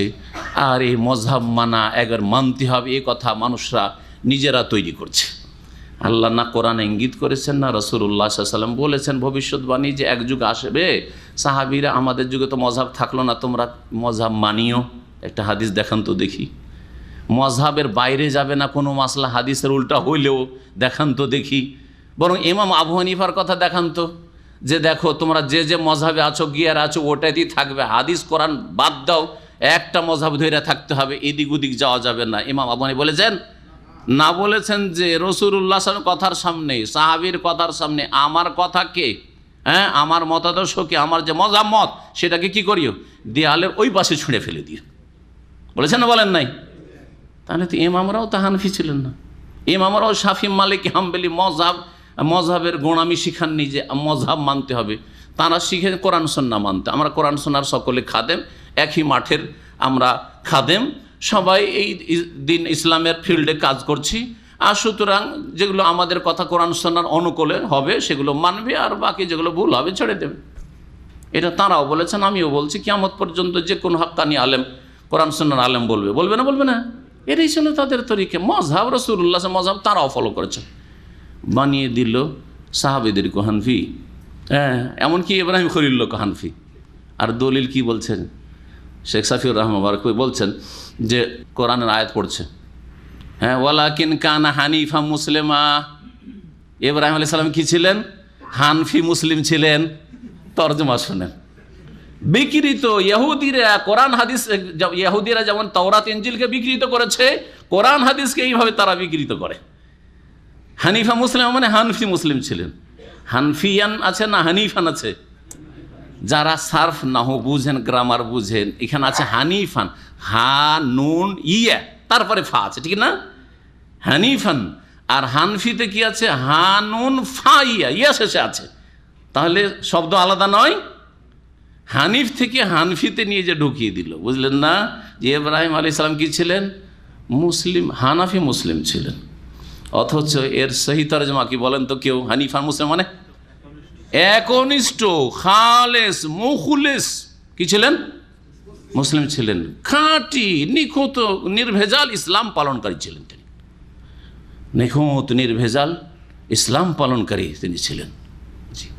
সমস্ত রকমের শিরক মুক্ত, বিদআত মুক্ত মুসলিম ছিলেন। হানিফা মুসলিম ওই রকম শিরক মুক্ত, বিদআত মুক্ত মুসলিম হইতে বলছি আপনাদেরকে। কিন্তু কোথা থেকে কোথায় নিয়ে গেল? ইব্রাহিম আলাইহিস সালামকে কি বানিয়ে দিল? ইহুদি খ্রিস্টান। ইব্রাহিমকে ইহুদি খ্রিস্টান বানিয়েছে। আর এই বেরলভী মোল্লা বক্তা কি বানাইলো? ইব্রাহিম আলাইহিস সালামকে হানফি বানিয়ে দিল। বুঝলেন না? একই চরিত্র না? এইভাবেই ভারত, বাংলাদেশ, পাকিস্তানে জনগণকে গুমরাহ করা হয়। আর প্রত্যেকটা এরকম গুমরাহি কথার পরে পরে, হ্যাঁ, কথা ঠিক না বেঠিক জিজ্ঞাসা করা হয়। দিলেন একবারে হুড়ে, আমাদের অঞ্চলে হুড়ে পাল দেওয়া, দিলেন হুড়ে, হ্যাঁ, যে যা বলছে অতি হ্যাঁ। যদি আপনার ঠিক না বেঠিক এটা ডিসাইড করার ক্ষমতাই থাকবে, তাহলে আপনি বক্তব্য করবেন। হ্যাঁ, বক্তব্য কেন শুনবেন? নিজেই, হ্যাঁ, দিন ইসলাম প্রচার করবেন, নিজেই বক্তব্য দেবেন আর লিখবেন ইসলাম। মহান আল্লাহ বলছেন, লেমা তুহাজ্জুনা ফি ইব্রাহিমা, তোমরা ইব্রাহিম আলাইহিস সালাম সম্পর্কে এই ঝগড়াই কেন মেতে আছো? অথচ মা উনজিলাতি তাওরাত ওয়াল ইনজিল ইল্লা মিন বাদিহি, তাওরাত ইনজিল তো ইব্রাহিম আলাইহিস সালামের অনেক পরে নাজিল হয়েছে। তাওরাত ইনজিলের অনুসরণের যারা দাবিদার তারাই না ইহুদি নাসারা, ঠিক না? আর ইব্রাহিম আলাইহিস সালামের অনেক পরে তাওরাত ইনজিল নাজিল হলো, দিয়ে ইব্রাহিম আবার ইহুদি নাসারা কি করে হইল?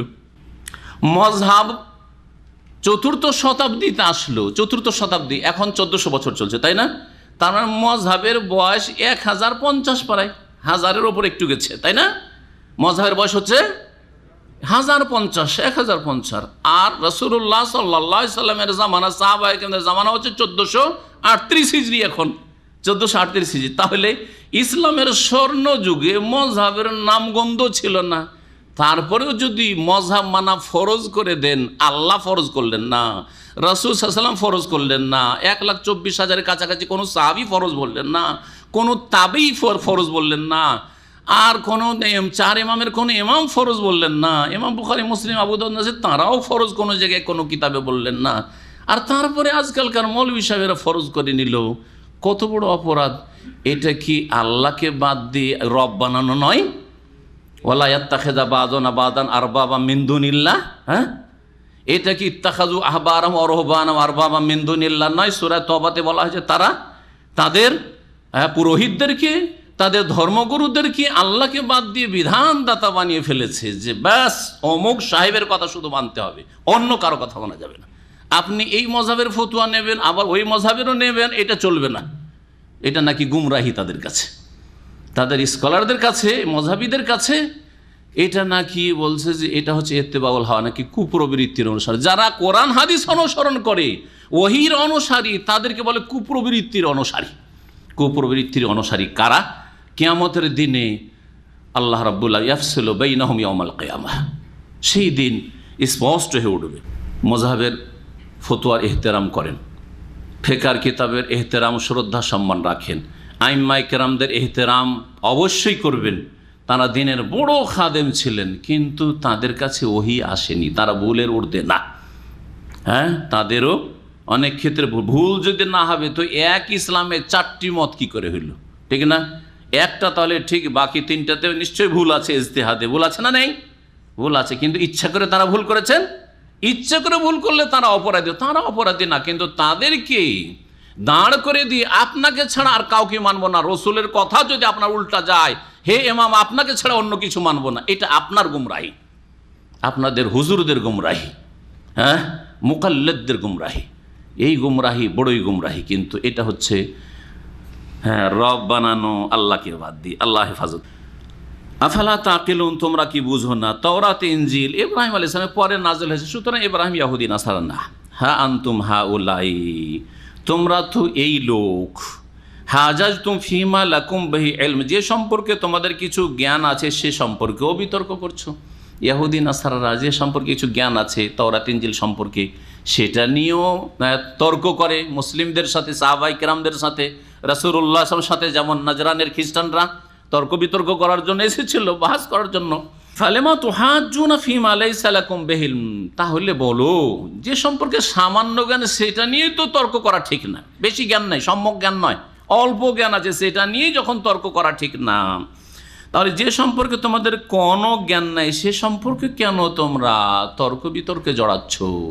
হ্যাঁ, দিন সম্পর্কে জ্ঞান নেই, হ্যাঁ, ওহী সম্পর্কে জ্ঞান নেই।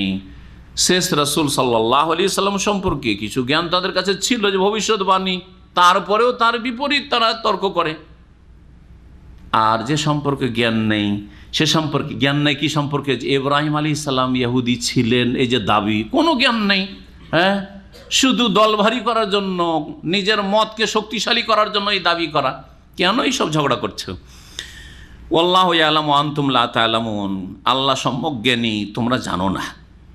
মা কানা ইব্রাহিম ইয়াহুদিয়া ওয়ালা নাসরানি, ইব্রাহিম আলাইহিস সালাম ইহুদিও ছিলেন না আর খ্রিস্টানও ছিলেন না। ওয়ালাকিন কানা হানিফা মুসলিমা, তবে তিনি ছিলেন একনিষ্ঠ মুসলিম। হানিফান, যদি এখানে থাকতো হানিফান নাতে হানফিয়ান, তাহলে ওই বেরলভি মোল্লার ওয়াজ ঠিক হইতো ভারতে, ঠিক না? ওয়ালাকিন কান হানফিয়ান মুসলিমান, তাহলে কি তর্জমা হইতো? হানফি মুসলিম ছিলেন, তিনি শাফি মুসলিম ছিলেন না, তিনি মালিকি মুসলিম ছিলেন না, তিনি হাম্বলি মুসলিম ছিলেন না, তাই না? কিন্তু হানফিয়ান তো নেই, হানিফান আছে। বোঝা গেছে না? যায়নি? বুঝে রাখেন ভালো করে। আর মৌলভী সাহেবকে বেশি বুঝতে বলছি, কারণ মৌলভী সাহেবরাই তো বেশি বিভ্রান্ত করছে, বেদাতি মৌলভী, সেজন্য তাদেরকে এই গ্রামারটা সার্ফ এটা ভালো করে বুঝতে বলছি। জি, যে হানফিয়ান আর হানিফানে পার্থক্য কি। ওমা কানা মিনাল মুশরিকিন, আর ইব্রাহিম আলাইহিস সালাম মুশরিকদের দলভুক্ত ছিলেন না। আর তোমরা তো মুশরিক, আরে খ্রিস্টান তোমরা তো মুশরিক, 3 খোদায় বিশ্বাসী, 3 এলায় বিশ্বাসী। আর ইহুদি তোমরা তো মুশরিক, হে হিন্দু তোমরা তো মুশরিক। আর ইব্রাহিম আলাইহিস সালাম মুশরিক ছিলেন না, ইব্রাহিম আলাইহিস সালাম ওয়াহিদ ছিলেন। শিরকে উৎখাত করার জন্য বাপের সাথে দ্বন্দ্ব করেছেন, বাপ বাড়ি থেকে তাড়িয়ে দিয়েছে, দেশ থেকে বিতাড়িত হয়েছেন, আগুনে নিক্ষিপ্ত হয়েছেন, কত জুলুম অত্যাচার বরদাস্ত করেছেন, একা হিজরত করেছেন, স্ত্রীকে নিয়ে একা ইরাক থেকে শাম দেশ ফিলিস্তিনে সফর করেছেন, চলে গেছেন ছেড়ে এই তৌহিদ কায়েম করার জন্য মক্কায়। স্ত্রীকে, একটা শিশুকে, ইসমাইল আলাইহিস সালাম হাজারকে ছেড়ে চলে গেছেন। সারা জীবন তৌহিদ আর তৌহিদ করলেন, তাকেও তোমরা মুশরিক বানিয়ে দিলে। ইন্না আউলান নাসি বিইব্রাহিম আল্লাযীনা ইত্তাবাউ হাযান নবী ওয়াল্লাযীনা আমানু আল্লাহু ওয়ালিয়ুল মুমিনিন। এখান থেকে বলা হচ্ছে ইব্রাহিম আলাইহিস সালামের ঘনিষ্ঠ ব্যক্তি কে বা ঘনিষ্ঠ জাতি কারা? বলছে ইন্না আউলান নাস, নিশ্চয়ই মানব জাতির মধ্যে ইব্রাহিম আলাইহিস সালামের ঘনিষ্ঠতম সবচেয়ে বেশি ঘনিষ্ঠ কারা? আউলান নাসিব ইব্রাহিম, নিশ্চয়ই ইব্রাহিম আলাইহিস সালামের ঘনিষ্ঠতম ব্যক্তি হচ্ছে লাল্লাযীনা তাবাউ, ওই সব লোকেরা যারা তার সত্যিকার অনুসারী, তার উম্মত। ইব্রাহিম আলাইহিস সালামকে মেনেছে তার স্ত্রী সারা, হাজার, ইসমাইল, ইসহাক, ইয়াকুব, তার অনুসারী যারা, যতদিন পর্যন্ত ইব্রাহিম আলাইহিস সালাম নিয়ে আসা তৌহিদের দিন বিকৃত হয়নি, সঠিক দিন পালন করেছে, ওরা এক নম্বর। ওরা হচ্ছে সবচাইতে ঘনিষ্ঠতম কার? ইব্রাহিম আলাইহিস সালামের। দুই নম্বর শুনেন, ওয়াহাজান নবী, আর এই নবী মুহাম্মদ সাল্লাল্লাহু আলাইহি সাল্লাম এর সম্পর্ক ইব্রাহিম খলিলুল্লাহর সাথে সবচাইতে বেশি গাঢ়, ঘনিষ্ঠতম তিনি। দুই নম্বর। তিন নম্বর, ওয়াল্লাযীনা আমানু, আর যারা সত্যিকার মুমিন মুসলিম কিয়ামত পর্যন্ত আসবে তাদের সম্পর্ক ইব্রাহিম খলিলুল্লাহর সাথে সবচেয়ে বেশি। আপনি যত তৌহিদ পাক্কা করবেন, যত শিরক বিদাত মুক্ত হবেন, তত বেশি ঘনিষ্ঠতম ব্যক্তি হতে পারবেন কার? ইব্রাহিম খলিলুল্লাহর আর মুহাম্মদুর রাসূলুল্লাহ খলিলুল্লাহ, দুই খলিলের আলাইহিস সালাতু ওয়াস সালাম। আল্লাহু ওয়ালিউল মুমিনিন, এবং আল্লাহ রাব্বুল আলামিন প্রত্যেক মুমিনের বন্ধু। আল্লাহ হচ্ছেন মুমিনের বন্ধু। এই মর্মে একটি হাদিসও রয়েছে তিরমিজিতে, এই মর্মে একটি তিরমিজিতে হাদিস রয়েছে যে নবী সাল্লাল্লাহু আলাইহি ওয়াসাল্লাম বলছেন যে ইব্রাহিম আলাইহিস সালামের আমরা ঘনিষ্ঠতম ইব্রাহিম খলিলুল্লাহ ঘনিষ্ঠ। ওয়াদ্দা তায়েফাতু মিন আহলিল কিতাব লাউ ইউদিল্লুনাকুম মা ইউদিল্লুনা ইল্লা আনফুসাহুম মা ইয়াশউরুন। এখান থেকে আহলি কিতাবদের আরও খারাপ আচরণগুলির কথা বলা হচ্ছে।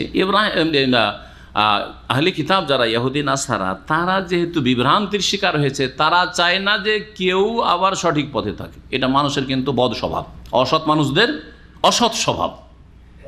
যারা বেনামাজি, নামাজির সংখ্যা বাড়া পছন্দ করে না বেনামাজির সংখ্যা বাড়া পছন্দ করে?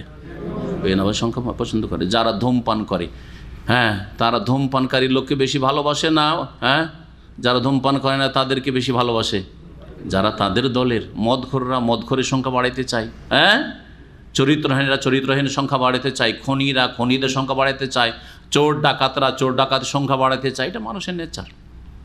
এইরকমই ইহুদিরা খ্রিস্টানরা চায় না যে মুসলিমরা বাড়ুক, মুসলিমদের সংখ্যা বাড়ুক বা শক্তিশালী হোক।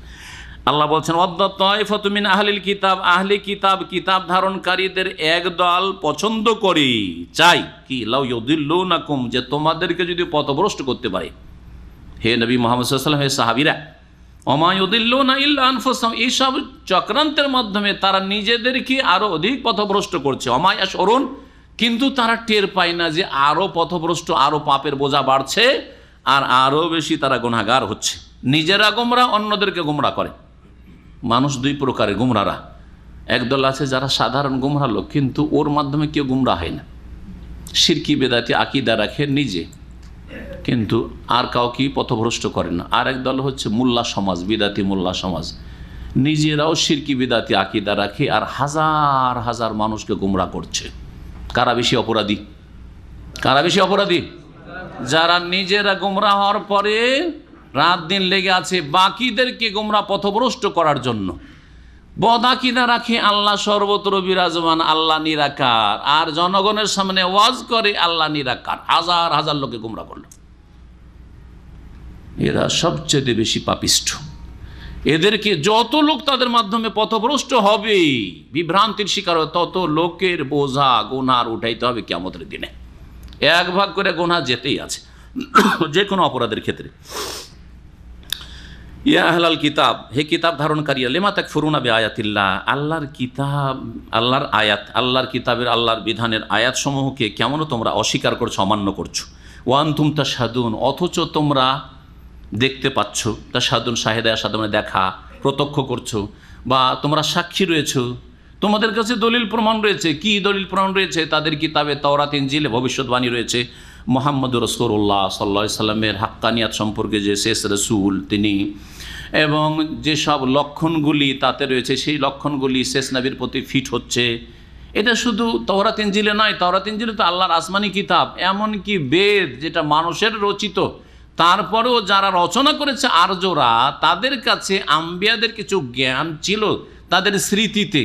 যখন বেদ রচনা করে ভারতে আজকে থেকে প্রায় ৩৫-৪ হাজার বছর আগে, তখন তারা ওই ইব্রাহিমী দিনের কিছু জ্ঞান ওতে অ্যাড করেছে, যার ফলে ঋগ্বেদ আর বিভিন্ন যে বেদগুলো রয়েছে, 4টা বেদ রয়েছে, আর এইরকমই অন্যান্য যে সব ধর্মগ্রন্থ তাদের রয়েছে, তাতে কিছু তৌহিদের কথা, মুহাম্মদ সাল্লাল্লাহু আলাইহি ওয়াসাল্লামের ভবিষ্যৎবাণী, আর এই মতের ভবিষ্যৎবাণী, মরুভূমিতে তারা হবে, উঁটে চাপবে, খাতনা করা হবে, ইত্যাদি ইত্যাদি, এইসব কথা, এইসব কিতাবগুলি তো এসেছে। কিন্তু ব্রাহ্মণরা তাদের ধর্মকে টিকিয়ে রাখার জন্য, তাদের ধর্ম ব্যবসাকে টিকিয়ে রাখার জন্য, তাদের মান সম্মানকে রক্ষা করার জন্য, দুনিয়াকে, তুচ্ছ দুনিয়াকে রক্ষা করার জন্য আখিরাতকে সর্বনাশ করেছে, নিজেদের এবং নিজের জাতির হিন্দু। ইয়া আহলাল কিতাব, হে আহলে কিতাব, লিমা তালবিসুনাল হাক্কা বিল বাতিল, কেন তোমরা মিথ্যে দ্বারা, বাতিল দ্বারা সত্যকে, বাতিলকে সত্যের সাথে বা সত্যের সাথে বাতিলকে মিশ্রিত করছো। তালবেস, লাবেসা, লাবাসা এলবেসো মানে হচ্ছে মিশ্রিত করা, আর লাবেসা এলবাসো মানে হচ্ছে পরিধান করা, যে কাপড় পরা। সামে আসমা থেকে যখন লাবেসা এলবাসো হবে তখন কাপড় পরিধান করা, লিবাস, পোশাক। আর যখন লাবাসা এলবেসো তখন হবে একাকার করে দেওয়া বা সংমিশ্রণ ঘটানো। লেমা তালবেসুনা এখানে আছে, সংমিশ্রণ ঘটানো। লেমা তালবেসুন আল হাক্কা বিল বাতিল, সত্যকে মিথ্যার সাথে কেন মিশ্রিত করছো। ওয়াতাকতুমুন আল হাক্কা, আর তোমরা সত্যকে গোপন করছো। তারা সত্য জানতো, ভবিষ্যৎবাণী, কিন্তু গোপন করতো। এমনকি নবী মুহাম্মদ রাসূলুল্লাহ সাল্লাল্লাহু আলাইহি সাল্লাম একবার ইহুদিদের কি বলেন, তাওরাত নিয়ে আসো। ওরা বলল না, তাওরাতে একটা জেনার ঘটনা ছিল, মদিনার ঘটনা, ব্যভিচারে রজমের শাস্তি নেই। কিন্তু নবী সাল্লাল্লাহু আলাইহি ওয়াসাল্লাম জানেন যে না, তাওরাতের বিধানে মুসা আলাইহিস সালাম রজমের কথা, বিধান আছে। ওই আয়াতটা বা ওই শ্লোকটা পড়ছে, আর পড়ার পর যেই জায়গায় রজম লেখা আছে ওইখানে হাত রেখে আছে ওই পুরোহিত। নবী সাল্লাল্লাহু আলাইহি ওয়াসাল্লাম বলছে একটু হাতটা উঠিয়ে পড়ো, ওইটা লুকিয়ে কেন রেখেছ?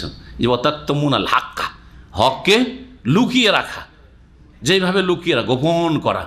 এইরকমই যারা বিদাতি হুজুর, তারা যে কত হককে গোপন রাখছে, সত্যকে গোপন রাখছে, জি, সত্যকে গোপন রাখছে। একজন বড় হুজুর বলছে, এতদিন বইলে আসলাম আল্লাহর হাত নেই, আল্লাহর চেহারা নেই, আল্লাহ নিরাকার, এখন বিষয়গুলি বুঝতে পারছি, কিন্তু 70-80 বছর বয়স হয়ে গেল, এখন বলবো, লোকে কি বলবে, লোকে কি বলবে, সেই জন্য লুকিয়ে রাখা। জি, বিশ্বসূত্রে জানিয়েছি বড় একজন আলেমের কথা। এইরকম অবস্থা যদি হয়, তাহলে এই চরিত্র কিয়ামতের দিন ফাঁসিয়ে দেবে। এইরকমই সারা জীবন আমাদের সমাজে, সারা জীবন নামাজের পরে মোনাজাত করে আসলাম। 25-30 বছর আগের কথা বলছি, যখন প্রথম মোনাজাত উঠতে লাগলো এই বিদআত, তখন এক শ্রেণীর বড় বড় আলেমরা বলল যে এটা মেনে নেওয়া যায় না, কথা তো ঠিক, কিন্তু লোকে কি বলবে, 60-70 বছর বয়সে এতদিন মোনাজাত করিয়ে আসলাম, সমাজ বলবে এতদিন কোথায় ছিলে তোমরা, আমাদের মানহানি হয়ে যাবে। আউযু বিল্লাহ, আখাযাতুল ইজ্জাতু বিল ইসমে, তাদের মান সম্মান তাদেরকে পাপে লিপ্ত করে দিয়েছে। হ্যাঁ, আত্মমর্যাদা তাদের গুনাহে লিপ্ত করেছে। ওয়াকালা তায়েফাতু মিন আহলিল কিতাব, এই আহলি কিতাব ইহুদি খ্রিস্টানদের আর এক চক্রান্ত। ইহুদিরা মদিনায় যুক্তি করলে, এক কাজ করো, মুহাম্মদ সাল্লাল্লাহু আলাইহি সাল্লামকে আর ইসলামকে যদি ঠেকাইতে হয় তো এক কাজ করতে হবে, চলো দল বেঁধে সকালবেলা মুসলিম হয়ে যায়, ইসলাম গ্রহণ করি, আর সন্ধ্যাবেলা বাজারে ঘোষণা করে দেয় ইসলাম ভালো না, মুসলিম ভালো না, নবী ভালো না, সেজন্য আমরা এখন ইসলাম ছেড়ে দিয়েছি। উদ্দেশ্য কি? মানুষকে কি করা? বিভ্রান্ত করা। এই এক ষড়যন্ত্র কিয়ামত পর্যন্ত চলতে থাকবে, এক ষড়যন্ত্র, এই ইহুদিদের চরিত্র যা চলতে থাকবে। আয়াতটা শুনেন, মহান আল্লাহ বলছেন, ওয়াকালা তায়েফাতু মিন আহলিল কিতাব, ইহুদিদের, আহলি কিতাবদের এক দল বলল, আমিনু বিল্লাযী উনজিলা আলাল্লাযীনা আমানু ওয়াজহান নাহারি, তোমরা বিশ্বাস করো, ঈমান নিয়ে আসো ওই কিতাবের প্রতি যা নাজিল করা হয়েছে, আলাল্লাযীনা আমানু, মুসলিমদের কাছে, অর্থাৎ মুহাম্মদ সাল্লাল্লাহু আলাইহি ওয়াসাল্লামের উপর যা নাজিল হয়েছে কোরআন, এর প্রতি বিশ্বাস করে নাও। ওয়াজহান নাহারে, দিনের সকালবেলা, ওয়াজহান নাহারে, দিনের এক প্রান্তে অর্থাৎ সকালবেলা।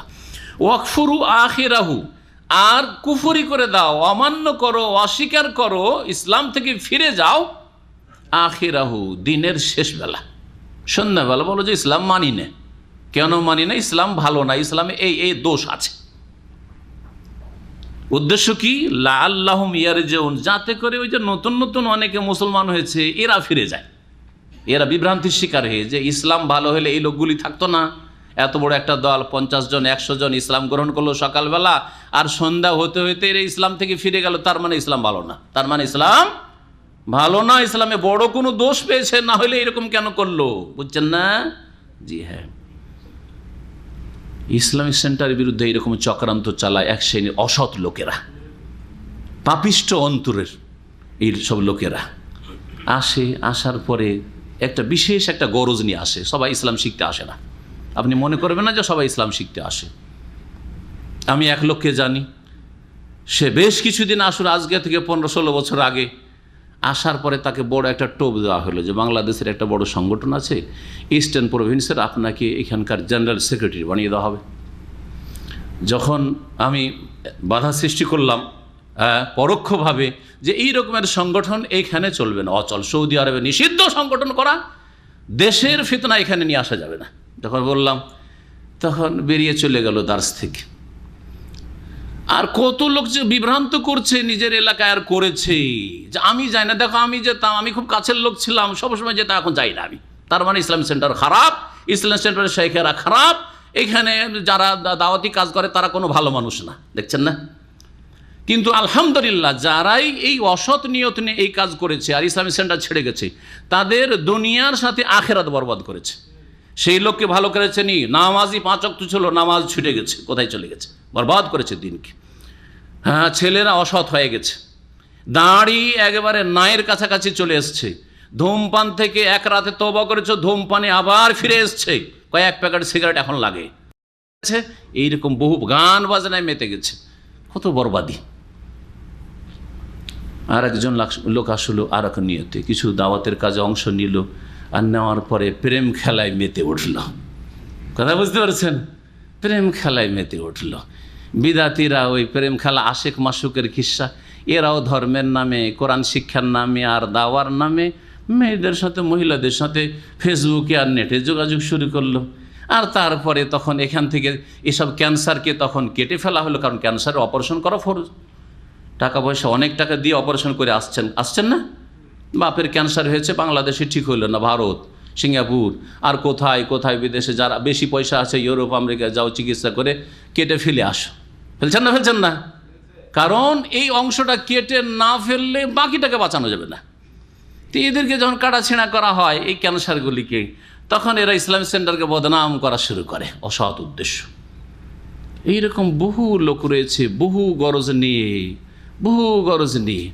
আর এক লোকের কথা শুনে আশ্চর্য হয়ে যাবেন, দাওয়াতের কাজ করতো, আর একটু শিক্ষিত ছিল, ইংলিশ ভালো বুঝতো, ওকে একটু টিমেলগুলো চেক করার দায়িত্ব দিলাম, আর ইমেলগুলো ইংলিশে লেখার দায়িত্ব দিলাম, যে বিভিন্ন দেশ থেকে বিদেশ থেকে যে ইংলিশে ইমেলগুলো আসে লেখার দায়িত্ব দিলাম। কাতারে এক যুবক ছেলে ইঞ্জিনিয়ারের সাথে সে যোগাযোগ করলো, যোগাযোগ করার পরে ওর ইমেলের উত্তর দিতে গিয়ে ওর সাথে একটা তাল মেলাতে শুরু করলো, কি কালেকশন, টাকা ইনকাম করতে হবে। তাকে বলল যে আমার এলাকাতে একটা মসজিদ হচ্ছে, কিছু দান করতে হবে, আমি একা পারছি না মসজিদ তৈরি করতে। দিনের কাজ ইসলামিক সেন্টারে এসে তার এলাকায় মসজিদ তৈরি করবে, কাতার থেকে কালেকশন করবে। 1,500 রিয়াল ওই ইঞ্জিনিয়ার ভাই দিয়েছে, তার নাম পর্যন্ত জানি, এবং সে নিজে বলেছে, এবং এও স্বীকার করেছে যে আমি 1,500 ওর কাছ থেকে নিচ্ছি, এখন পর্যন্ত মসজিদ তৈরি হয়নি, এবং এখন সেন্টারে আসে না, ইসলামিক সেন্টারে বদনাম করে বেড়ায়। আল্লাহ লাঞ্ছিত করুক, অপদস্থ করুক, এবং যারা এই অসৎ নিয়ত নিয়ে ইসলামিক সেন্টারে আসে তাদেরকে আল্লাহ কেটে ছেড়ে দূর করে দিক, এবং খাঁটিগুলোকে আল্লাহ পাক রব্বুল আলামিন রাখুক, খাঁটিগুলিতে আল্লাহ বরকত দান করুক।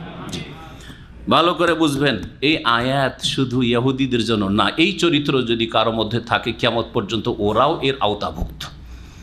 আপনি দিন শিখতে এসে দিন শিখেন, আর নিজের চরকায় তেল দেন, কারো মধ্যে দোষ আছে সে আল্লাহর কাছে জবাব দেবে, আর সেইটাকে তিলকে তাল করে বয়ান করবেন, কিছুই নেই, আপনি মানুষকে বিভ্রান্ত করছেন। উদ্দেশ্য হচ্ছে আমি যেমন পলায়ন করেছি, অথবা আমাকে যেমন কাটাছেঁড়া করে ক্যান্সারের মতো কেটে ফেলে দেওয়া হয়েছে, বাকিগুলো কেটে যাক, বড়ই অসৎ উদ্দেশ্য। এই 3টা নজির বললাম, এইরকম বহু নজির আছে এই 18 বছর ইতিহাসে এখানে, আর তার আগে 2 বছর আল কাসিমে, 20 বছর ইতিহাসে আমার দাওয়াতি ময়দানে, আর তার আগে 6 বছর শিক্ষকতার ময়দানে। এই দীর্ঘ অভিজ্ঞতা আছে যে অনেক অসৎ লোকের অসৎ উদ্দেশ্য নিয়ে এখানে আসে। আল্লাহ পাক রব্বুল আলামিন আমাদের দাওয়াতকে তাদের অনিষ্ট থেকে রক্ষা করেন। ওয়ালা তুমিনু ইল্লা লিমান তাবিয়া দীনাকুম। আর এই ইহুদি যারা একটু পণ্ডিত টাইপের সমাজের, তারা বলতো দেখো এই মুসলিমদের কথা শুনবে না, তবে ওদের মধ্যে যারা তোমাদের ধর্মের সমর্থন করে যদি ইহুদি ধর্মে আসতে চাই ওর কথা মানবে। ওয়ালা তুমিনু, তোমরা বিশ্বাস করবে না, ঈমান নিয়ে আসবে না, ইল্লা লিমান তাবিয়া দীনাকুম, তবে ওই লোকগুলির কথা বিশ্বাস করবে, অনুসরণ করে যারা তোমাদের দিনের অনুসারী, অর্থাৎ ইহুদিদের ধর্ম মানবে, নিজের বাপদাদার ধর্মটা ঠিক রাখবে, আর মুসলিমদের কাছে গিয়ে ইসলাম কবুল করবে সকালবেলা আর সন্ধ্যাবেলা ফিরে যাবে, যাতে করে মানুষকে বিভ্রান্ত করা সম্ভব হয়। কুল, হে নবী তাদেরকে জানিয়ে দাও, ইন্নাল হুদা হুদাল্লাহ, নিশ্চয়ই সত্যিকার আল্লাহর নির্দেশিত পথ হচ্ছে, সেটা হচ্ছে সত্যিকার পথ। ইন্নাল হুদা হুদাল্লাহ, নিশ্চয়ই নির্দেশিত পথ হচ্ছে হুদাল্লাহ, আল্লাহর নির্দেশিত পথ। সঠিক হেদায়েতের পথ হচ্ছে আল্লাহর বাতলানো পথ। সহজ ভাষায় আল্লাহ যে পথটা দিয়েছেন সেটাই হচ্ছে হেদায়েতের পথ, জান্নাতের পথ। আর মানুষের তৈরি করা পথ মতের মাধ্যমে কখনো শান্তি আসতে পারে না দুনিয়াতে, আর কখনো জান্নাতের রাস্তা পাওয়া যেতে পারে না। আইয়ুতা আহাদুম ইসলামা উতিতুম আও ইউহাজ্জুকুম ইনদা রাব্বিকুম, এই আয়াতটুকুর তাফসীর, এই আয়াতটুকু আইয়ুতা আহাদুন, এটা হচ্ছে ইহুদিদের কথা। তারা বলতো হিংসা করে যে আরে নবী আমাদের বংশে বনি ইসরায়েলে এসছে যুগে যুগে, এই ইসমাইল বংশে কেন নবী, মুহাম্মদ কেন নবী হবে, এটা মানা যায় না, এটা মানা যাবে না। এই হাসাদ হিংসার কথা কোরআনে কারীমের অন্য আয়াতে রয়েছে, এটা মানা যাবে না। আর যদি তোমরা মেনে নাও, একবার বলে দাও যে না কথা ঠিক, একবার যদি বলে যে আমাদের তাওরাতে বা ইনজিলে আছে এই মুহাম্মদ সাল্লাল্লাহু আলাইহি ওয়াসাল্লামের ভবিষ্যৎবাণী, এই কথা যদি বলে দাও, তোমাদের বিরুদ্ধে মুসলিমরা সাক্ষী পেয়ে যাবে, কিয়ামতের দিনে তোমাদেরকে ফাঁসিয়ে দিবে। কিন্তু এসব কথা বলতো। তাই আল্লাহ বলছেন যে ইহুদিরা বলতো আইয়ুতা আহাদুন ইন্নাল হুদা হুদাল্লাহ, এটা হচ্ছে আল্লাহর কথা, এটা ইহুদিদের কথা না। তারপরে ইহুদিদের কথা আল্লাহ বলছেন আইয়ুতা আহাদুন মিসলা মা উতিতুম, যে কোনো ব্যক্তিকে দেওয়া হবে এমন কিছু যা তোমাদেরকে দেওয়া হয়েছে, অর্থাৎ তোমাদের বংশে যে নবুয়তের রিসালাত দেওয়া হয়েছে এটা অন্য কাউকে দেওয়া হবে, এটা মেনে দেওয়া যায় না। কারাহিয়াতা আইয়ুতা আহাদুন মিসলা মা উতিতুম, যদি তোমরা সমর্থন করে দাও যে না আমাদের কিতাবে তো শেষ নবী মুহাম্মদের কথা আছে, এইসব গুণগুলি এই নবীর ওপর ফিট হচ্ছে, ইনি তো সত্য নবী, তাহলে তো তোমরা মেনে নিলে যে অন্য বংশে নবুয়ত চলে গেল, শেষ নবীটা অন্য বংশে চলে গেল, না না না, এটা চলবে না। আর এটা যদি একবার বলে দাও তো কিয়ামতে তোমাদের বিরুদ্ধে এরা সাক্ষী হয়ে যাবে। আও ইউহাজ্জুকুম ইনদা রাব্বিকুম, অথবা তোমাদের বিরুদ্ধে এরা দলিল প্রমাণ পেশ করতে পারবে তোমাদের রবের সামনে। কুল, হে নবী বলে দাও, ইন্নাল ফাদলা বিয়াদিল্লাহ, অনুগ্রহ তো একমাত্র কার হাতে? আল্লাহর হাতে। আর নবুয়ত রিসালাত আল্লাহর বিশেষ অনুগ্রহ। এই কয়েক সপ্তাহ আগে বলছিলাম যে সারা জীবন কেউ যদি সেজদায় পড়ে থাকে নবী হইতে পারবে? পারবে না। তো নবুয়ত ইবাদত রিয়াজত দিয়ে হাসিল হয় না, তাই না? তো নবুয়ত হচ্ছে আল্লাহ পাকের খাস দান। ইন্নাল ফাদলা বিয়াদিল্লাহ ইউতিহি মান ইয়াশা, যাকে চান আল্লাহ প্রদান করেন। শেষ নবী মুহাম্মদ সাল্লাল্লাহু আলাইহি সাল্লামকে আল্লাহ এই শেষ রিসালাত দান করেছেন।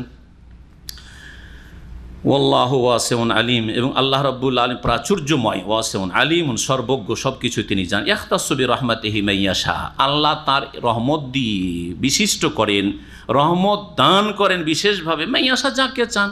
আর নবুয়ত রিসালাতের রহমত আর শেষ নবুয়ত খাতমে নবুয়তের রহমত আল্লাহ খাস করেছেন মুহাম্মদ সাল্লাল্লাহু আলাইহি ওয়াসাল্লামের সাথে।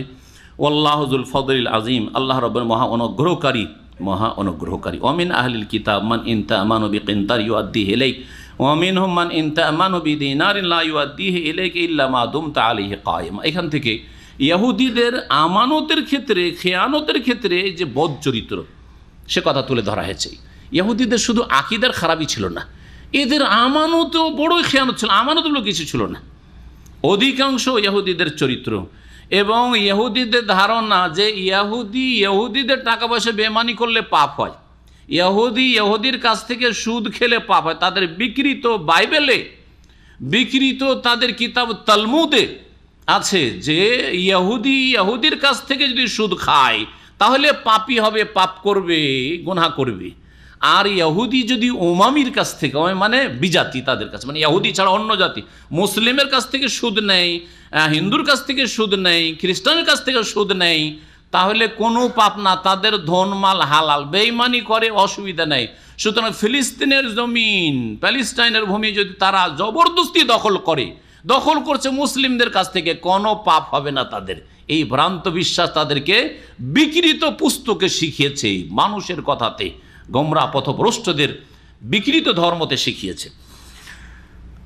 মহান আল্লাহ বলছেন তাদের খেয়ানত সম্পর্কে যে অমিন আহলিল কিতাব, কিতাব ধারণকারী ইহুদিদের মধ্যে একদল আছে, মান ইন তামানহু, যাদেরকে তোমরা যদি আমানত দাও, যে কোনো টাকা পয়সা রাখো, কতটা আমানত, বেকেন্তারিন, অঢেল ধন সম্পদ, স্বর্ণের স্তূপ যদি দাও, স্বর্ণের স্তূপ, তারপরেও তাদের মধ্যে ভালো মানুষ কিছু আছে, ইউআদ্দিহি ইলাইক, যা তোমাকে আদায় করে দেবে, প্রদান করবে, ফিরিয়ে দেবে, ফেরত করবে।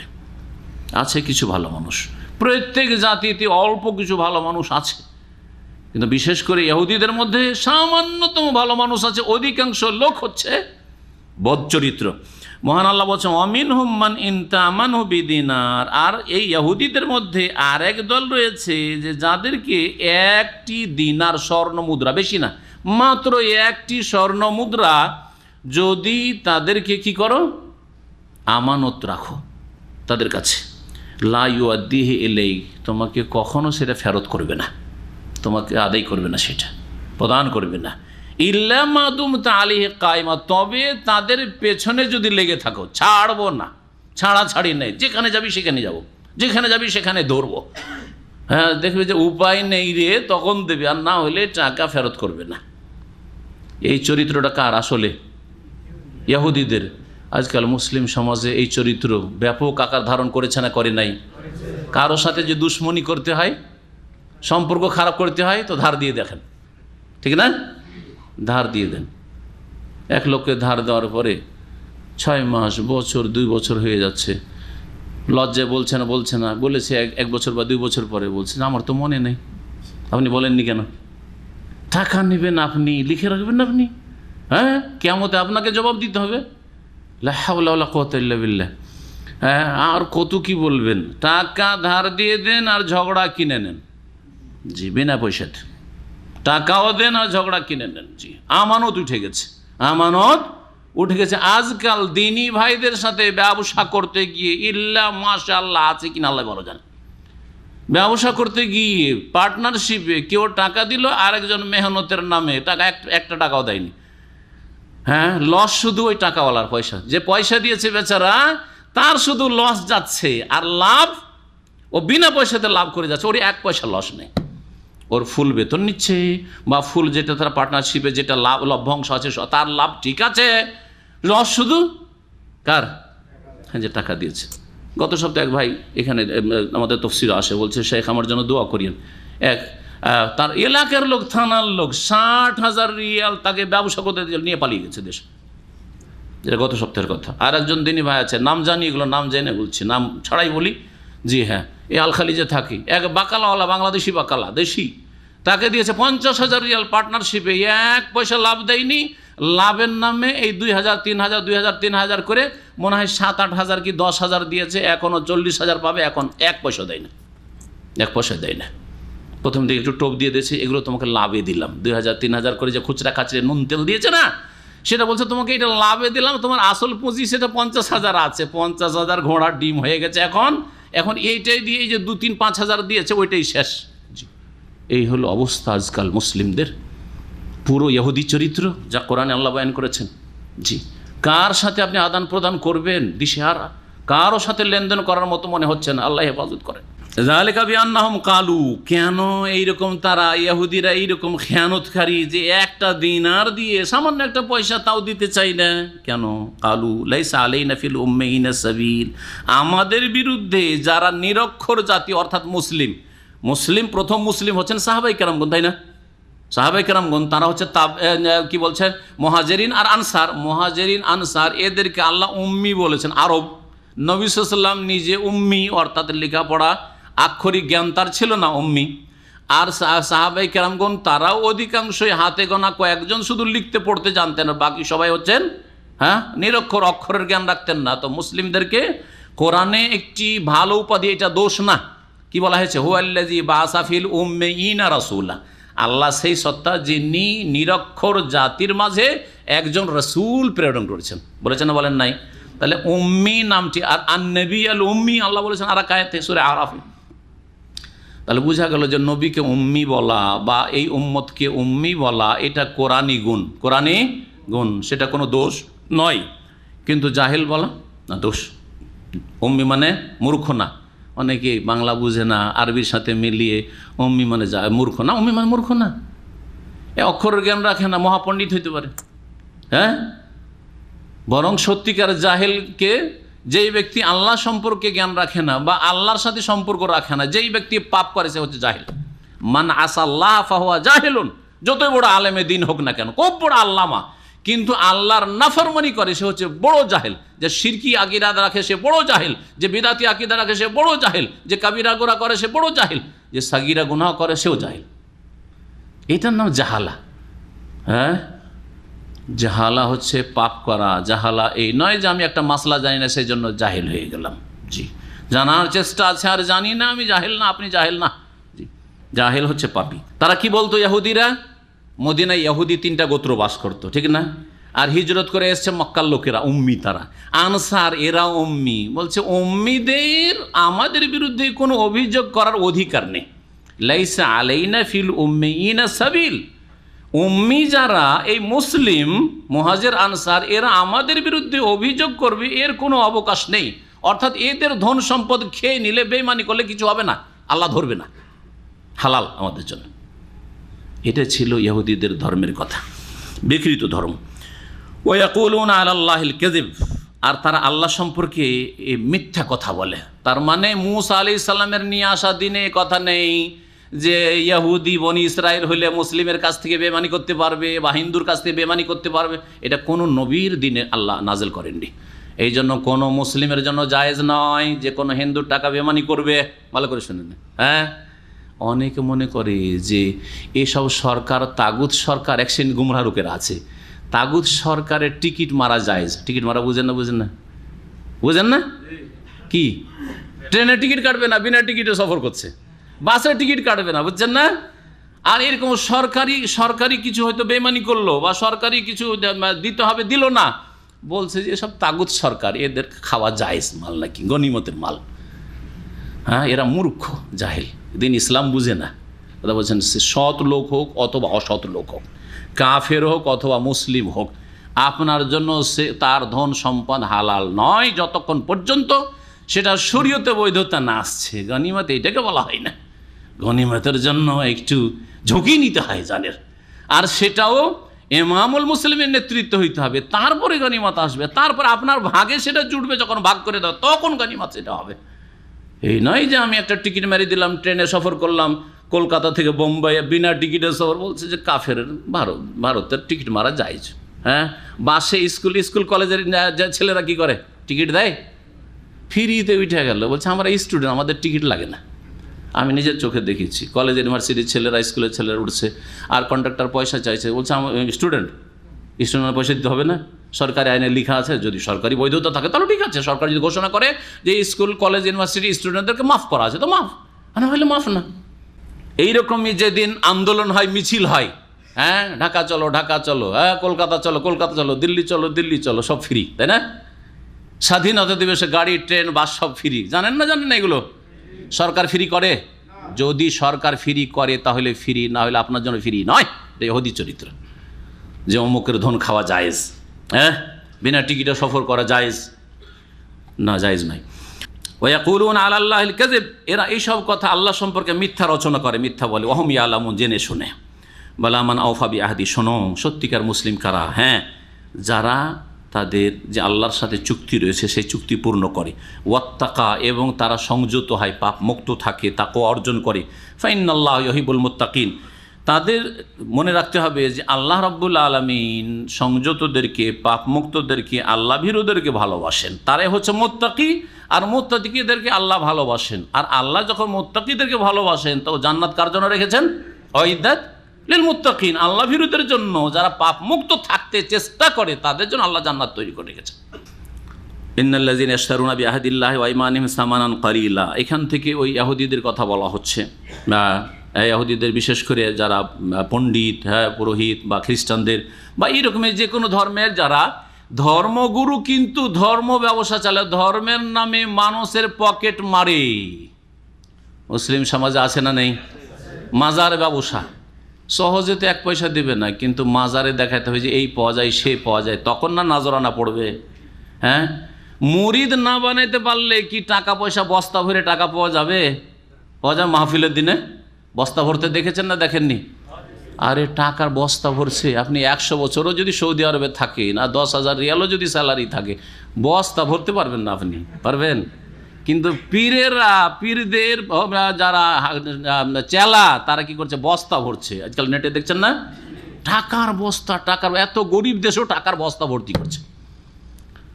মন্ত্রী মিনিস্টারদেরকেও মনে হয় এইরকম পাওয়া যাবে না যে তারা টাকার বস্তা ভরছে একবার 5 বছরের মন্ত্রী হয়ে।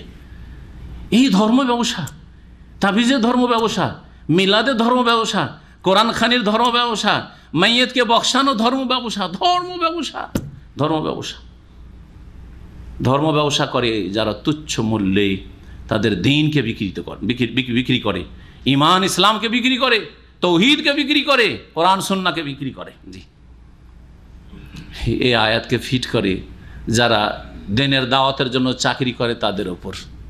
বলেন, আপনাদের কাছ থেকে পয়সা নেই, যে পয়সা দাও তাহলে ইসলাম শিখাবো, না হলে শিখাবো না, হয়? এই আয়াত কখনো ফিট করতে দেখেননি। ঘরে ঘরে গিয়ে টিউশন পড়িয়ে বেড়াচ্ছে যে আধা ঘন্টা আপনার বাসায় পড়াবো আপনার ছেলে মেয়েকে, এক ছেলের জন্য 200 রিয়াল লাগবে। যদি ফিটই হইতো তো এদের উপরে ফিট করে, কারণ চুক্তি, যদি আপনার ছেলেকে আমাকে পড়াইতে হয় তো কত নিব?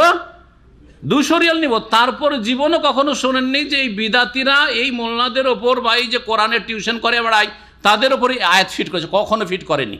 কিন্তু এই আয়াতগুলি সৌদি আরবের যারা দায়ী রয়েছে বিভিন্ন ভাষার তাদের ওপর ফিট করে বিদাতিরা। অন্তর কত বাঁকা! অথচ একটা পয়সা কারো কাছ থেকে কোনো দায়ী, আমার কথা তো বাদ দেন, কোনো দায়ী চেয়েছে? সৌদি আরব পূর্ব থেকে পশ্চিম, উত্তর থেকে দক্ষিণ চলে যান যে কোনো সেন্টারে দার্স, আর দেখেন যে একটা দার্সে হাজির হলে 5 রিয়াল দিতে হয়। আছে কোনো জায়গায়? কোনো জায়গায় 1 রিয়াল দিতে হয়? আছে? 1 রিয়াল দেন তাহলে দার্সে হাজির, আর না হলে না, ক্যান্সেল, হাজির হইতে পারবো। আছে? ভর্তি ফিস আছে। আগামী মঙ্গলবার থেকে আকীদা ওয়াসিদের ক্লাস শুরু হচ্ছে। কখনো জীবনে ভর্তি ফিস দিয়েছেন না? চেয়েছি, ভর্তি ফিস নিয়েছি। হ্যাঁ, বরং তার সাথে কিছু কখনো পারলে সপ্তাহে 1 দিন একটা অনুষ্ঠান, যেমন জুমার দিন আজকে খাবার ব্যবস্থা, অন্য দিনে খাবার ব্যবস্থা নেই, 1 দিন ইসলামী সেন্টার পারছে দিচ্ছে, তৃতীয় পক্ষ দিচ্ছে আপনাদেরকে খেতে, আমিও দিনে। হ্যাঁ, আর আপনাদেরকে বলা হয় যে নিজের খাবারের ব্যবস্থা করেন, চাঁদা দেন, না হলে খেতে দেওয়া হবে না। বলছে আপনাদের খাবারের জন্য পয়সা চাই না। তারপরে বলছি এরা তো ধর্ম ব্যবসা করছে। আমরা ধর্ম ব্যবসা করছি না, তোমরা ধর্ম ব্যবসা করছো। বুঝেন ভালো করে, কোরআনের আয়াত তোমাদের উপর ফিট। এই আয়াত ভালো করে শুনে, তোমাদের উপর ফিট যারা ধর্ম ব্যবসা করছো। একজন সহি আকীদার আলেম মসজিদে যদি ইমামতি করে, ইমামতির বেতন ছাড়া 1 পয়সা তার ইনকাম নেই। কথা ঠিক না? কিন্তু বিদাতি মসজিদে ইমামতি করলে ইমামতির বেতন। বোম্বাই একটা ছেলে ইমামতি করে, ছেলেটাকে চিনি, তো ওকে জিজ্ঞেস করলাম যে তোমার বেতন কত? বলছে যে শেখ বেতন বেশি না। বেতন কত? হবে 8-10 হাজার টাকা। তো যথেষ্টই তো। না না না, আপনি জানেন এখানে বেরেলভি মসজিদ আছে, দেওবন্দি মসজিদ আছে, ওদের ইনকাম মাসে 50,000 লাখ ইনকাম। কোথা থেকে? বলছে ডেলি দিনে 5 বাড়ি 7 বাড়িতে কোরআন খানি করে, 10-15 মিনিট কোরআন বগলে করে নামাজের পরে ছুটলো, এই বাড়িতে 10 মিনিট কোরআন পড়ে দিল, এই বাড়িতে কোরআন পড়ে দিল, এই বাড়িতে কোরআন মাহানা করা আছে মান্থলি, ওদের বাড়ি থেকে ওই যে কোরআন খানি করা পয়সা, ভাড়াইটা কোরআন পড়ে আসে, ওর পয়সা আসে। আর খাওয়া দাওয়া ওখান থেকে 3 বার খাওয়া দাওয়া কিনতে হয় না। খাওয়া দাওয়া যার বাড়ি কোরআন পড়তে যায় ওর বাড়িতে ওই খাবার টাইম হলে খেতে পায় ফ্রি। তাবিজ করা পয়সা, হ্যাঁ, মিলাদ করে নেবে ওর পয়সা। কথা বলছেন, এইরকম কত যে ইনকাম সোর্স তাদের আছে আপনারা জানেন ভালো করে, তাই না? গণাবার সময় নেই। পক্ষান্তরে একজন সহি আকীদার মসজিদের ইমামের কাছে চলে যান, আর তার পাশে থেকে দূরাত থেকে দেখেন একটা পয়সা তার ওই মাসিক বেতন ছাড়া, ওই মাস শেষ হবে বেতন পাবে, তাও বেতন দিতে চাই না, তাও ঠিক করে বেতন দিতে চায় না। ওরা নিজেরাই অমতি করতে চায়, ইমাম রাখতে চায় না।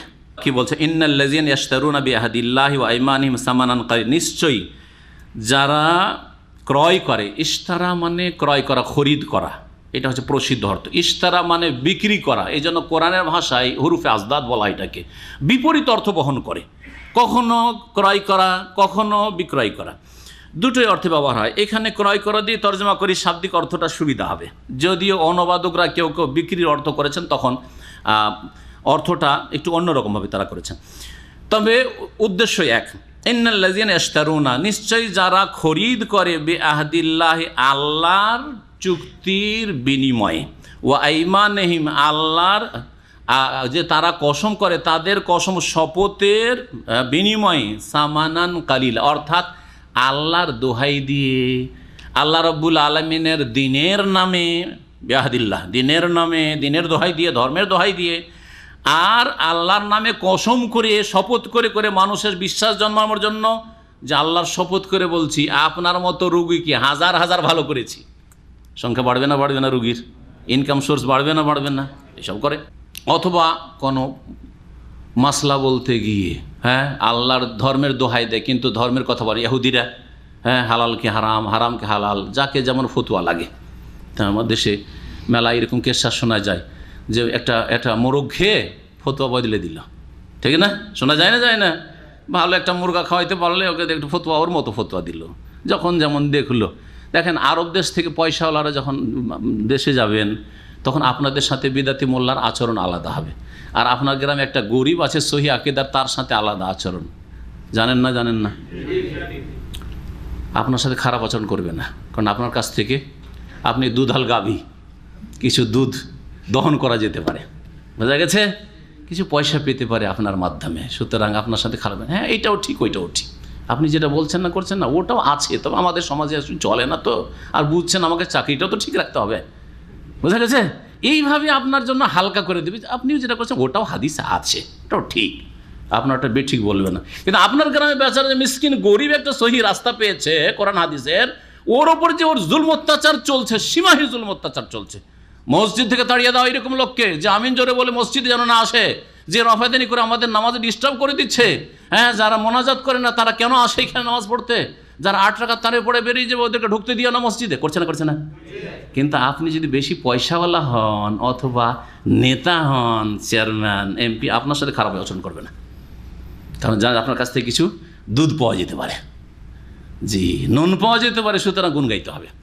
যারা তুচ্ছ মূল্যে, সামান্য দুনিয়ার স্বার্থের কারণে ধর্ম ব্যবসা করে, দিনকে বিক্রি করে, সহি রাস্তা নিজে ছেড়ে দেয়, অন্যকে বিভ্রান্ত করে, কিসের জন্য? শুধু নিজের পেট ব্যবসা ঠিক রাখার জন্য। উলাইকা লা খালাকা লাহুম ফিল আখিরা, এদের জন্য পরকালে আল্লাহর নিয়ামতে কোনো অংশ নেই। কোনো অংশ নেই মানে জাহান্নামে তো অংশ আছে, পূর্ণ অংশ আছে, জান্নাতে কোনো অংশ নেই, আল্লাহর নিয়ামতে কোনো অংশ নেই। ওয়ালা ইউকাল্লিমুহুমুল্লাহ, দ্বিতীয় শাস্তি, তাদের সাথে আল্লাহ কথা বলবেন না। কথা বলবেন, এমন কথা বলবেন না যেই কথাতে আল্লাহর দয়া হয়, যেই কথার মাধ্যমে সে কোনো ভালো আশা রাখতে পারে যে আমি বেঁচে যাব, কথা বলবেন না। আসল হচ্ছে আল্লাহ কথা বলবেন না এরকম অসৎ লোকদের সাথে। আবার কেন এই কথাটি বলছি? এই জন্য বলছি যে নবী করিম সাল্লাল্লাহু আলাইহি ওয়াসাল্লামের হাদিস রয়েছে যে মা মিনকুম মিন আহাদিন ইল্লা সায়ুকাল্লিমুহু রাব্বুহু, এমন কোনো ব্যক্তি নেই যার সাথে রব সরাসরি কথা বলবেন না, সকলের সাথে কথা বলবেন। ওয়ালাইসা বাইনাহু ওয়া বাইনাহু তুরজুমান, তার মাঝে আর আল্লাহর মাঝে কোনো দোভাষী থাকবে না সেখানে, যে আরবি থেকে আপনাকে বাংলায় বুঝাবে না, সরাসরি আল্লাহ আপনার সাথে কথা বলবেন, আমার সাথে কথা বলবেন, অসৎ লোকের সাথে কথা বলবেন, সৎ লোকের সাথে কথা, সবার সাথে কথা বলবেন। এই হাদিস স্মরণ করে। সেই দিন ডান দিকে দেখবে, বাম দিকে দেখবে, ডান দিকে দেখবে নেক আমল, নেকি ছাড়া কিছু দেখবে না, বাম দিকে গুনাহ ছাড়া কিছু দেখবে না, আর জাহান্নাম আগুন ছাড়া কিছু দেখবে না। এই যে হাদিস রয়েছে, তাহলে ওই হাদিস তাহলে আয়াত বিরোধী হয়ে যায়। এখানে আল্লাহ এই শ্রেণীর লোকের সাথে কথা বলবেন না, আর ওই হাদিসে আছে যে আল্লাহ সকলের সাথে কথা বলবেন। সেই জন্য কি বলবেন? এমন একটা মুহূর্ত, যেই সময় যখন আল্লাহ হিসাব নেবেন, হিসাবের মাঠে, হাসর মাঠে, তখন আল্লাহ সকলের সাথে এক এক করে কথা বলবেন।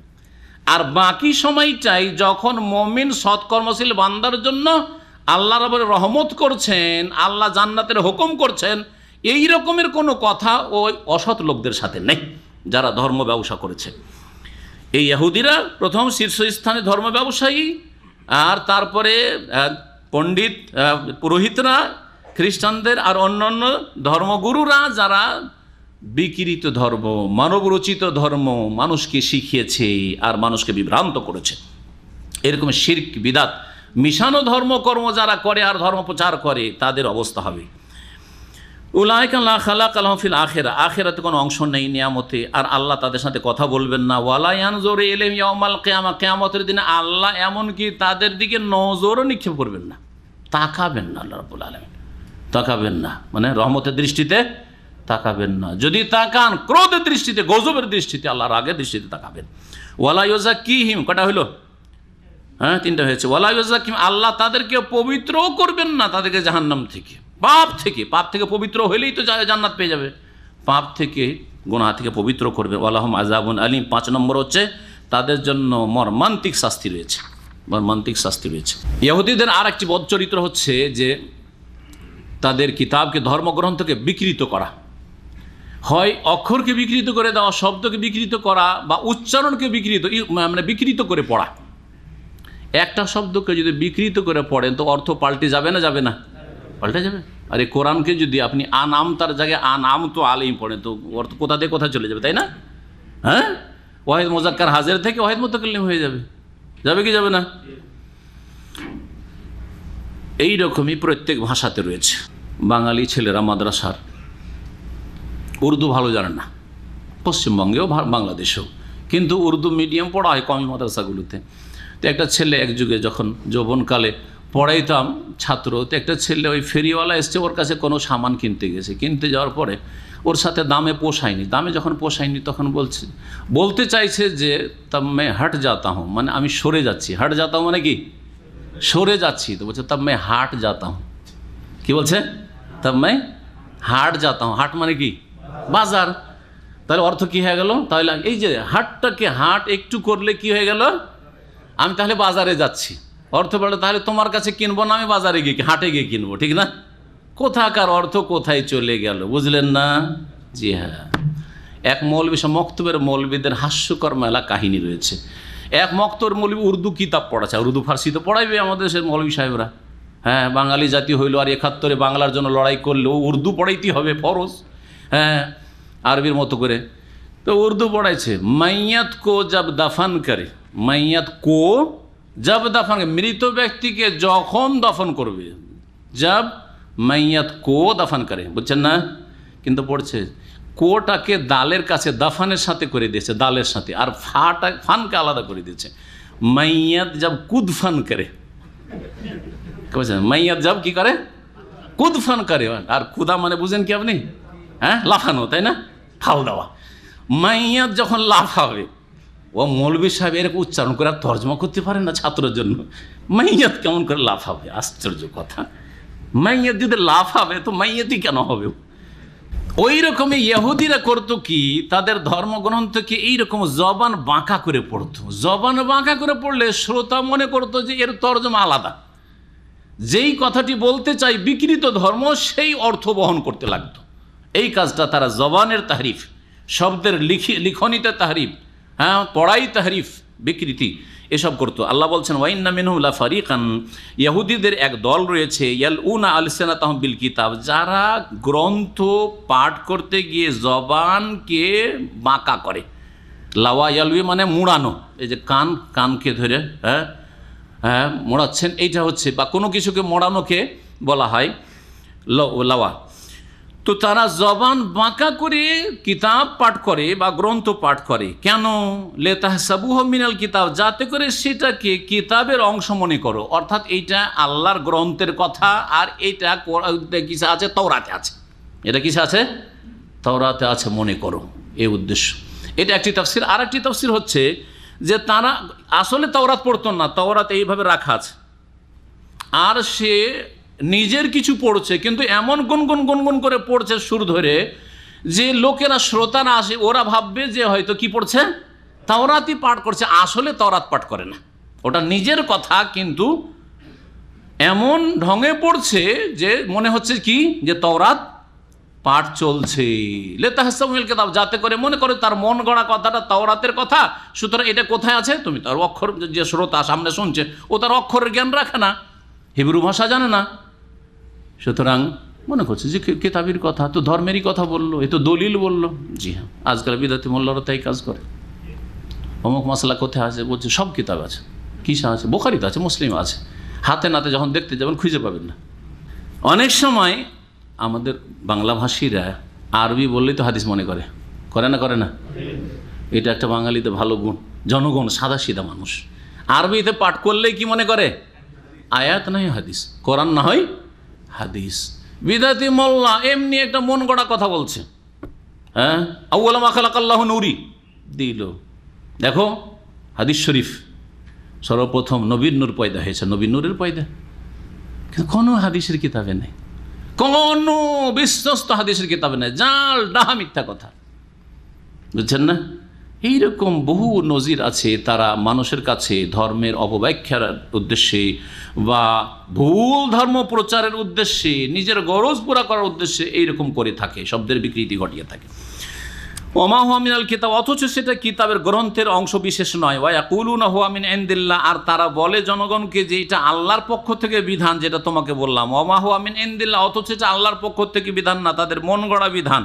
ওয়া ইয়াকুলুনা আলাল্লাহিল কাযিব, তার আল্লাহ সম্পর্কে মিথ্যা কথা বলে, ওয়া হুম ইয়ালামুন, জেনে শুনে জানছে যে এটা মিথ্যা কথা। জি, কোরআনের বিকৃতি এরকম ঘটায় আমাদের দেশে, যা ধর্মের নামে যারা শিরক বিদআত করে, কোরআনের অর্থের বিকৃতি, শব্দের তো বিকৃতি ঘটাইতে পারে না, অর্থের বিকৃতি ঘটায়। বহু নজির আছে, যদি বলি তো সময় চলে যাচ্ছে, কিন্তু এক একটা বলি না হলে বুঝবেন না। এক বিদাতি মোল্লা তর্জমা করছে কেরালার বেরুলিবি কবর পূজারি, ওরা আবার শাফি মজহাবের নামে কবর পূজা করে। কেরালার, সাউথ ইন্ডিয়ার কেরালার তামিল যারা কবর পূজারি, তারা হচ্ছে শাফি মজহাবের দাবিদার, আর শাফি মজহাবের নামে তারা কবর মাজার পূজা করে। চরমপন্থী এরা, একবার কবর পূজারি সুফি। বলছে ওয়াস আলমান আরসালনা কাবলাকা মির রাসূলিনা, কোরআনে আছে যে নবী রসুলদের কাছে চাইতে হবে, তারা দিতে পারে। আউযু বিল্লাহ, অবাক হয়ে যাবেন, বলছে কোরআনে আছে। এখন আপনি তো বুঝেন, ওটা তো আমি ধরতে পারবো রোগটা, যে কোথা থেকে কোথায় আপনাকে নিয়ে চলে গেল। দলিল একটু আগে বললাম, তাদের দলিল ওয়াস আলমান আরসালনা, সাআলা ইয়াসআলু মানে চাওয়াও হয়, আর সাআলা ইয়াসআলু মানে জিজ্ঞাসা করা হয়। বুঝছেন না? এখানে সঠিক অর্থটা আর তাদের অর্থটা বলছি, তাদের অর্থটা আগে শোনাই, ভুলটা তারপরে ঠিকটা শোনাবো। ওয়াস আলমান আরসালনা কাবলাকা মির রাসূলিনা, হে নবী তুমি যাচ্চা করো, চাও মানে দোয়া করো। মান আরসালনা কাবলাকা, তোমার পূর্বে যেসব রসুলকে পাঠিয়েছি তাদের কাছে, মানে হে ইব্রাহিম দাও, হে নূহ দাও। ইয়া যদি আল্লাহ কোরআনে বলে নূহ, ইব্রাহিম, মুসা, ঈসার কাছে চাও, তো গৌসের কাছে চাইলাম তো কি হলো, জিলানির কাছে, চিশতির কাছে চাইলাম তো কি হলো? আল্লাহ তো কোরআনে বলেছে, দেখলেন কোথায় নিয়ে গেল। কোরআনে আছে যে কবর পূজা করো, কোরআনে আছে যে ইয়া গৌস মাদাদ করো, আর ইয়া খাজা মাদাদ বলো। বুঝছেন না? ওয়াস আল মানে কি করে দিল, চাওয়া করে দিল। তাই যদি হয় তো তার পরের অংশে কি রয়েছে, হাফেজরা আজে আল্লাহ মিন দুনির রহমানি আলিহাতা ইউবাদুন, আল্লাহ বলছেন যে রহমান ছাড়াও কি কোনো উপাস্য আছে যে যাদের ইবাদত চলবে? আর দোয়া হচ্ছে, আর নবী সাল্লাল্লাহু আলাইহি ওয়াসাল্লাম বলছেন আর দোয়া হলে এবার দোয়াই হচ্ছে ইবাদত। তাহলে আল্লাহ আয়াতের শুরু অংশে বলছেন যে ওদের কাছে চাও, নবী রাসূলুল্লাহ দিতে পারবে, চাও। আবার বলছেন আমি কি কোনো আলেহা করেছি যাদের ইবাদত চলবে, আর দোয়াই হচ্ছে মুখ্য ইবাদত। বোঝা গেছে না? যায়নি? তাহলে বোঝা গেল যে না, আয়াতের এক অংশের আর এক অংশের সাথে বিরোধ নেই, তুমি অপব্যাখ্যা করেছ, শয়তান, মানুষ শয়তান। এর অর্থ কি সঠিক অর্থ? ওয়াস আলমান আরসালনা কাবলাকা মির রাসূলিনা, হে নবী তোমার পূর্বে যেসব আমার রসুল পাঠিয়েছি তাদেরকে জিজ্ঞাসা করো, তাদেরকে জিজ্ঞাসা করে দেখো যে তাদের দিন আর তোমার দিনে কোনো পার্থক্য আছে কি না। তারাও তৌহিদের দিন নিয়ে এসেছিল, আর তুমিও তৌহিদের দিন নিয়ে প্রেরিত হয়েছ।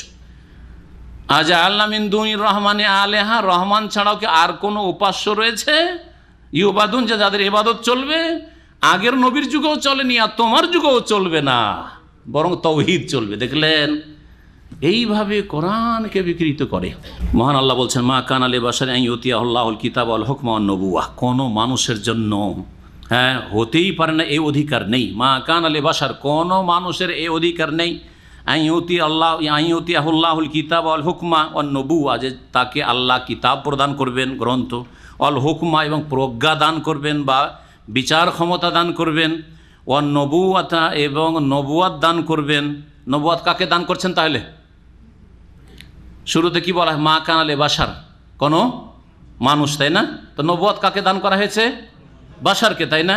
তাহলে বাশার মানে মানুষ, আর বাশার কিসের সৃষ্টি? মাটির সৃষ্টি। দুই জায়গায় কোরআনে কারিমে রয়েছে, ইন্নী খালিকুম বাশারান, আমি সৃষ্টি করতে যাচ্ছি বাশারকে, মানুষকে, মিন তিনিন, কাদা মাটি দিয়ে। বাশার কিসের তৈরি? কাদা মাটির তৈরি। আর নবুয়াত কাকে দেওয়া হয়েছে? বাশারকে দেওয়া হয়েছে। তাহলে শেষ নবী মুহাম্মদ সাল্লাল্লাহু আলাইহি ওয়াসাল্লামকে নবুয়াতের রিসালাত দেওয়া হয়েছে, তিনি কি? বাশার, তিনি হচ্ছেন বাশার। আর বাশার কিসের তৈরি? মিন তিনিন বা মিন হামাইম মাসনুন, দুর্গন্ধযুক্ত মাটি, কাদা মেলা দিন পড়ে থাকলে গন্ধ হয় কাদাতে, হয় না? সেই রকম মাটি থেকে আল্লাহ তৈরি করেছে। তাহলে বোঝা গেল যে নবী রাসূলগণ কিসের তৈরি? মাটির তৈরি না নূরের তৈরি? চিন্তা করুন আপনি কোন ধর্মে আছেন, জি, আর কোন ধর্মে জাতি আছে। তা নবীকে আল্লাহ কিতাব দিলেন, হুকুম দিলেন, বিচার ক্ষমতা দিলেন বা জ্ঞান দান করলেন, নবুয়াতও দিলেন, তারপরে নবী ভুল কথা বলবে, উল্টো কথা, এটা হইতে পারে? কোনো মানুষের জন্য এরকম হইতে পারে? সুম্মা ইয়াকুল লিন-নাস, তারপরে জনগণকে এই কথা বলবে, কোন ইবাদাল্লি মিন দুনিল্লাহ, আল্লাহকে বাদ দিয়ে তোমরা আমার কি হয়ে যাও? বান্দা হয়ে যাও, দাস হয়ে যাও। কোন নবী এই কথা বলেননি, কোন নবী এই কথা বলেননি। যদি নবী রাসূলগণ বলেননি, তাহলে এই পীর ভণ্ডদের বলার কি অধিকার যে আমরা যা বলছি অন্ধভাবে মানতে হবে? ওলিয়ে কামেল, পীরে কামেল যদি বলে যে যাই নামাজ মদে ডুবিয়ে নামাজ পড়ো, তাও করতে হবে, আছে না নেই? হক্কানীদেরকে তা বলেন তো। নবী রাসূলগণ তো ওহির উল্টো কখনো কথা বলার অধিকার রাখেন না, আল্লাহ বলছেন। এরা আবার ওহির উল্টা কথা বলার কোথায় অধিকার রাখে? বরং নবীরা কি বলেছেন? ওয়ালাকিন কুনু রব্বানিইনা, তবে তারা বলেছেন যে তোমরা আল্লাহওয়ালা হয়ে যাও। রব্বানি মানে রবের সাথে সম্পৃক্ত হয়ে যাও, আল্লাহওয়ালা। আল্লাহওয়ালা কারা? যারা সঠিক এলেম হাসিল করে আর সঠিক আমল করে এবং সঠিক পথে দাওয়াত দেয়, তারা রব্বানি। সে সাধারণ মানুষ হইতে পারে, জি হ্যাঁ, বুঝলেন না? জ্ঞান হাসিল করবেন সঠিক উৎস থেকে, সেটা হচ্ছে কোরআন এবং সুন্নাহ, ওহী থেকে জ্ঞান হাসিল করবেন, দলিল, এবং দলিল মোতাবেক আমল করবেন এবং দলিলের দিকে মানুষকে ডাকবেন, তাহলে রব্বানি আল্লাহওয়ালা মানুষ হইতে পারবেন। ওলামায়ে রব্বানি, ওলামায়ে হাক্কানি, বাংলাদেশে হক্কানি শব্দটি হাক্কানি আলেম, আর কোরআনের ভাষাতে ওইটাকে কি বলা হয়েছে?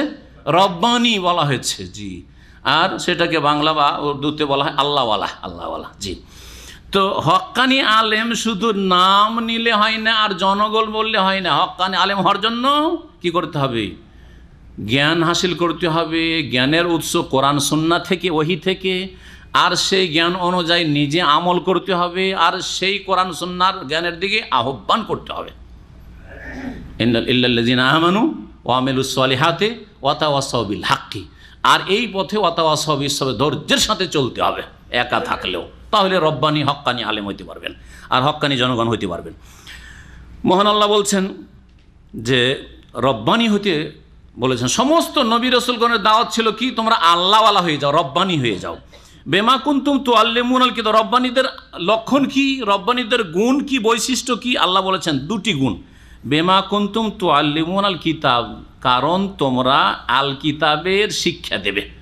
আল কিতাব হচ্ছে কোরআনে কারীম এবং তার ব্যাখ্যা হচ্ছে হাদিস, ওয়াই আল কিতাব, আসমানি বিধানের শিক্ষা দেবে। অবেমা কুনতুম তাদরুসুন, আর তাই তোমরা শিক্ষা গ্রহণ করবে। দারাস তাদরুস মানে শিক্ষা, তাহলে কোরআন সুন্নাহ ওহী শিখবে এবং ওহীর শিক্ষা দেবে। যে শিক্ষা দেয় সে দাওয়াত দেয় আর নিজে শিখে আমল করার জন্য। এই গুণগুলি যদি থাকে তাহলে রব্বানি হক্কানি আলেম হওয়া যাবে, হক্কানি জনগণ হওয়া যাবে। ওয়ালা ইয়ামুরাকুম আন তাত্তাখিযুল মালায়েকাতা ওয়ান নাবিয়্যিনা আরবাবা, আর কোনো নবী রাসূলগণ এই নির্দেশ দেননি যে তোমরা ফেরেশতাকে বা নবীকে রব পৃষ্ঠপোষক বানিয়ে নাও আল্লাহকে বাদ দিয়ে, না, এই শিক্ষা দেননি। আয়ামুরুকুম বিল কুফুর, তারা কি কুফুরি শিক্ষা তোমাদেরকে দেবেন, নির্দেশ দেবেন? বাদা ইয আনতুম মুসলিমুন, তোমাদের মুসলিম হওয়ার পরে সেটা কখনো হতে পারে না। এখানে আজকে তাফসীর শেষ করছি। সাল্লাল্লাহু আলাইহি ওয়া সাল্লাম নবিয়ানা মুহাম্মদ ওয়া আলা আলিহি ওয়া সাহবিহি আজমাইন। সুবহান রাব্বিকা রাব্বিল ইজ্জাতি আম্মা ইয়াসিফুন ওয়া সালামুন আলাল মুরসালিন ওয়ালহামদুলিল্লাহি রাব্বিল আলামিন। সুবহানাকাল্লাহুম্মা ওয়া বিহামদিকা আশহাদু আল্লা ইলাহা ইল্লা আনতা আস্তাগফিরুকা ওয়া আতুবু ইলাইক।